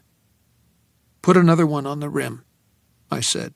I went around to the back of the station while he did it. I couldn't stand the sound of the compressor. I leaned against the cinder block and turned my face up, letting cold mist fall on my hot skin. 1 step at a time, I told myself. 1 step at a time. When I tried to pay Randy Baker for the tire, he shook his head. You already gave me half a week's pay. I'd be a dog to take Ma. I'm just worried you'll run off the road or something. Is it really that important? Sick relative. You're sick yourself, man. I couldn't deny it. I drove out of town on Route 7, slowing to look both ways at every intersection, whether I had the right-of-way or not. This turned out to be an excellent idea, because a fully loaded gravel truck blew through a red at the intersection of 7 and the Old Dairy Road. If I hadn't come to an almost complete stop in spite of a green light, my Ford would have been demolished, with me turned a hamburger inside it. I laid on my horn in spite of the pain in my head, but the driver paid no attention. He looked like a zombie behind the wheel. I'll never be able to do this, I thought. But if I couldn't stop Frank Dunning, how could I even hope to stop Oswald? Why go to Texas at all? That wasn't what kept me moving, though. It was the thought of Tugga that did that. Not to mention the other 3 kids. I had saved them once. If I didn't save them again, how could I escape the sure knowledge that I had participated in murdering them just by triggering another reset? I approached the Dairy Drive-In and turned into the graveled drive leading to the shuttered box office. The drive was lined with decorative fir trees. I parked behind them, turned off the engine, and tried to get out of the car. I couldn't. The door wouldn't open. I slammed my shoulder against it a couple of times, and when it still wouldn't open, I saw the lock was pushed down, even though this was long before the era of self-locking cars, and I hadn't pushed it down myself. I pulled on it. It wouldn't come up. I wiggled it. It wouldn't come up. I unrolled my window, leaned out, and managed to use my key on the door lock below the chrome thumb button on the outside handle. This time the lock popped up. I got out, then reached in for the souvenir pillow. Resistance to change is proportional to how much the future might be altered by any given act, I had told Al in my best school lecture voice, and it was true. But I'd had no idea of the personal cost. Now I did. I walked slowly up Route 7, my collar raised against the rain and my hat pulled low over my ears. When cars came, they were infrequent, I faded back into the trees that lined my side of the road. I think that once or twice I put my hands on the sides of my head to make sure it wasn't swelling. It felt like it was. At last, the trees pulled back. They were replaced by a rock wall. Beyond the wall were manicured rolling hills dotted with headstones and monuments. I had come to Longview Cemetery. I breasted a hill, and there was the flower stand on the other side of the road. It was shuttered and dark. Weekends would ordinarily be busy visiting the dead relatives' days, but in weather like this, business would be slow, and I suppose the old lady who ran the place was sleeping in a little bit. She would open later, though. I'd seen that for myself. I climbed the wall, expecting it to give way beneath me, but it didn't. And once I was actually in Longview, a wonderful thing happened. The headache began to abate. I sat on a gravestone beneath an overhanging elm tree, closed my eyes, and checked the pain level. What had been a screaming 10, and maybe even turned up to 11, like a spinal tap amplifier, had gone back to 8. I think I broke through, Al, I said. I think I might be on the other side. Still, I moved carefully, alert for more tricks. Falling trees, grave-robbing thugs, maybe even a flaming meteor. There was nothing. By the time I reached the side-by-side graves marked Althea Pierce Dunning and James Allen Dunning, the pain in my head was down to a 5. I looked around and saw a mausoleum with a familiar name engraved on the pink granite, Tracker. I went to it and tried the iron gate. In 2011 it would have been locked, but this was 1958, and it swung open easily, although with the horror movie squall of rusty hinges. I went inside, kicking my way through a drift of old brittle leaves. There was a stone meditation bench running up the center of the vault. On either side were stone storage lockers for trackers going all the way back to 1831. According to the copper plate on the front of that earliest one, the bones of Monsieur Jean-Paul Treisch lay within. I closed my eyes, lay down on the meditation bench, and dozed. Slept. When I woke up, it was close to noon. I went to the front door of the Tracker vault to wait for Dunning, just as Oswald, 5 years from now, would no doubt wait for the Kennedy motorcade and his shooter's blind on the 6th floor of the Texas School Book Depository. My headache was gone. Dunning's Pontiac appeared around the same time Red Schoendienst was scoring that day's winning run for the Milwaukee Braves. Dunning parked on the closest feeder lane, got out, turned up his collar, then bent back in to get the flower baskets. He walked down the hill to his parents' graves, carrying one in each hand. Now that the time had come, I was pretty much okay. I had gotten on the other side of whatever had been trying to hold me back. The souvenir pillow was under my coat. My hand was inside. The wet grass muffled my footsteps. There was no sun to cast my shadow. He didn't know I was behind him until I spoke his name. Then he turned around. "When I'm visiting my folks, I don't like company," he said. "Who the hell are you, anyway? And what's that?" He was looking at the pillow, which I had taken out. I was wearing it like a glove. I chose to answer the first question only. "My name's Jake Epping. I came here to ask you a question." "So ask and then leave me alone." Rain was dripping off the brim of his hat. Mine too. "What's the most important thing in life, Dunning?" "What?" "To a man, I mean." "What are you, wacky? What's with the pillow, anyway?" "Humor me. Answer the question." He shrugged. "His family, I suppose." "I think so, too," I said, and pulled the trigger twice. The first report was a muffled thump, like hitting a rug with a carpet beater. The second was a little louder. I thought the pillow might catch on fire. I saw that in Godfather 2. But it only smoldered a little. Dunning fell over, crushing the basket of flowers he'd placed on his father's grave. I knelt beside him, my knee squelching up water from the wet earth, placed the torn end of the pillow against his temple, and fired again, just to make sure. I dragged him into the Tracker mausoleum and dropped the scorched pillow on his face. When I left, a couple of cars were driving slowly through the cemetery, and a few people were standing under umbrellas at gravesites. But nobody was paying any attention to me. I walked without haste toward the rock wall, pausing every now and then to look at a grave or monument. Once I was screened by trees, I jogged back to my Ford. When I heard cars coming, I slipped into the woods. On one of those retreats, I buried the gun under a foot of earth and leaves. The sunliner was waiting undisturbed where I'd left it, and it started on the first crank. I drove back to my apartment and listened to the end of the baseball game. I cried a little, I think. Those were tears of relief, not remorse. No matter what happened to me, the Dunning family was safe. I slept like a baby that night.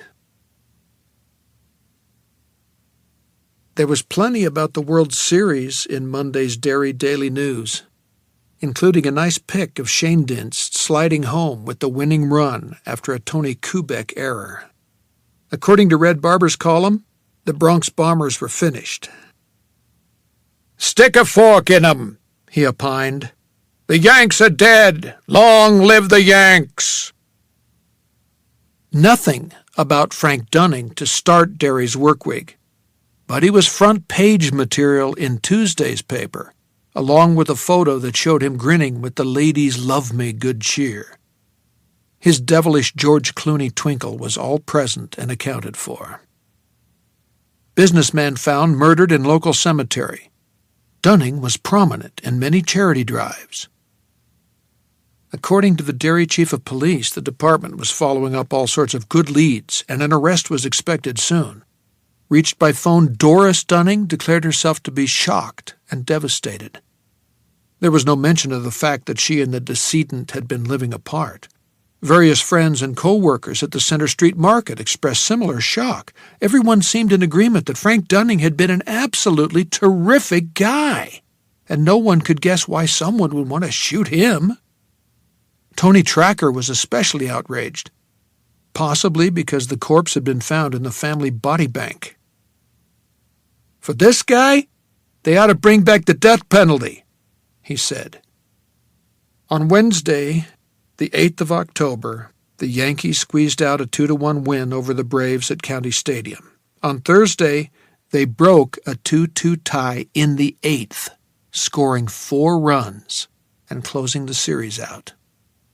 On Friday, I went back to the Mermaid Pawn and Loan, expecting to be met there by Mrs. Grump and Mr. Gloom. The large lady more than lived up to my expectations. She curled her lip when she saw me and shouted, "Chazzy, Mr. Moneybags is here!" Then she shoved through the curtained-off doorway and out of my life. Fratty came out wearing the same chipmunk grin I'd first encountered in the lamplighter on my previous trip into Derry's colorful past. In one hand, he was holding a well-stuffed envelope with G. Amberson printed on the front. "There you are, cuz," he said, "big as life and twice as handsome. And here's your loot. Feel free to count it." "I trust you," I said, and put the envelope in my pocket. "You're mighty cheery for a fellow who just forked over 3 large. I won't deny that you cut into this year's Fall Classic take," he said. "Seriously cut into it. Although I still made a few bucks. I always do. But I'm mostly in the game because it's a, what do you call it, public service. People are going to bet. People are always going to bet. And I give 'em a prompt payoff when a payoff's due. Also, I like taking bets. It's a kind of hobby with me. And do you know when I like it best? No, when someone like you comes along, a real stampeder, who bucks the odds and comes through. That restores my faith in the random nature of the universe." I wondered how random he'd think it was if he could see Al Templeton's cheat sheet. "Your wife's view doesn't appear to be so, Catholic." He laughed, and his small black eyes sparkled. Win, lose, or draw, the little man with the mermaid on his arm flat out enjoyed life. I admired that. "Oh, Marjorie, when some sad sack comes in here with his wife's engagement ring and a sob story, she turns into a pile of goo. But on the sports book stuff, she's a different lady. That she takes personal. You love her a lot, don't you, Mr. Fratty? Like the moon and the stars, cuz. Like the moon and the stars." Marjorie had been reading that day's paper, and it was still on the glass-topped counter containing the rings and things.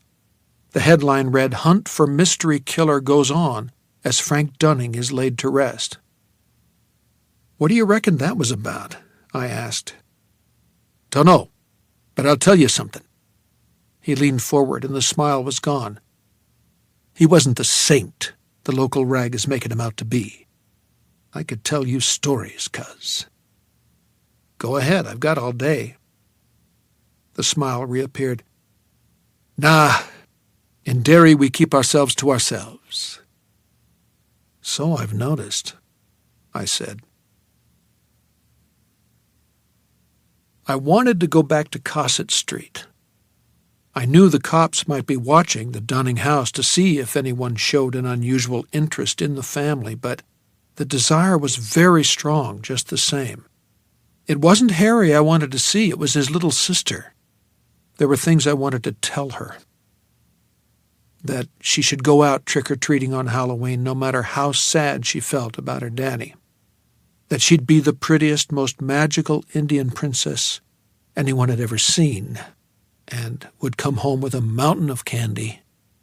That she had at least 53 long and busy years ahead of her, and probably many more. Most of all, that someday her brother Harry was going to want to put on a uniform and go for a soldier, and she must do her very, very, very best to talk him out of it. Only, kids forget. Every teacher knows this. And they think they're going to live forever. It was time to leave Derry, but I had one final little chore to take care of before I went. I waited until Monday. That afternoon, the 13th of October, I threw my valise into the Sunliner's trunk, then sat behind the wheel long enough to scribble a brief note. I tucked it into an envelope, sealed it, and printed the recipient's name on the front. I drove down to the Lowtown, parked, and walked into the sleepy Silver Dollar. It was empty except for Pete, the bartender, as I had expected. He was washing glasses and watching Love of Life on the boob tube. He turned to me reluctantly, keeping one eye on John and Marcia, or whatever their names were. "What can I get you?"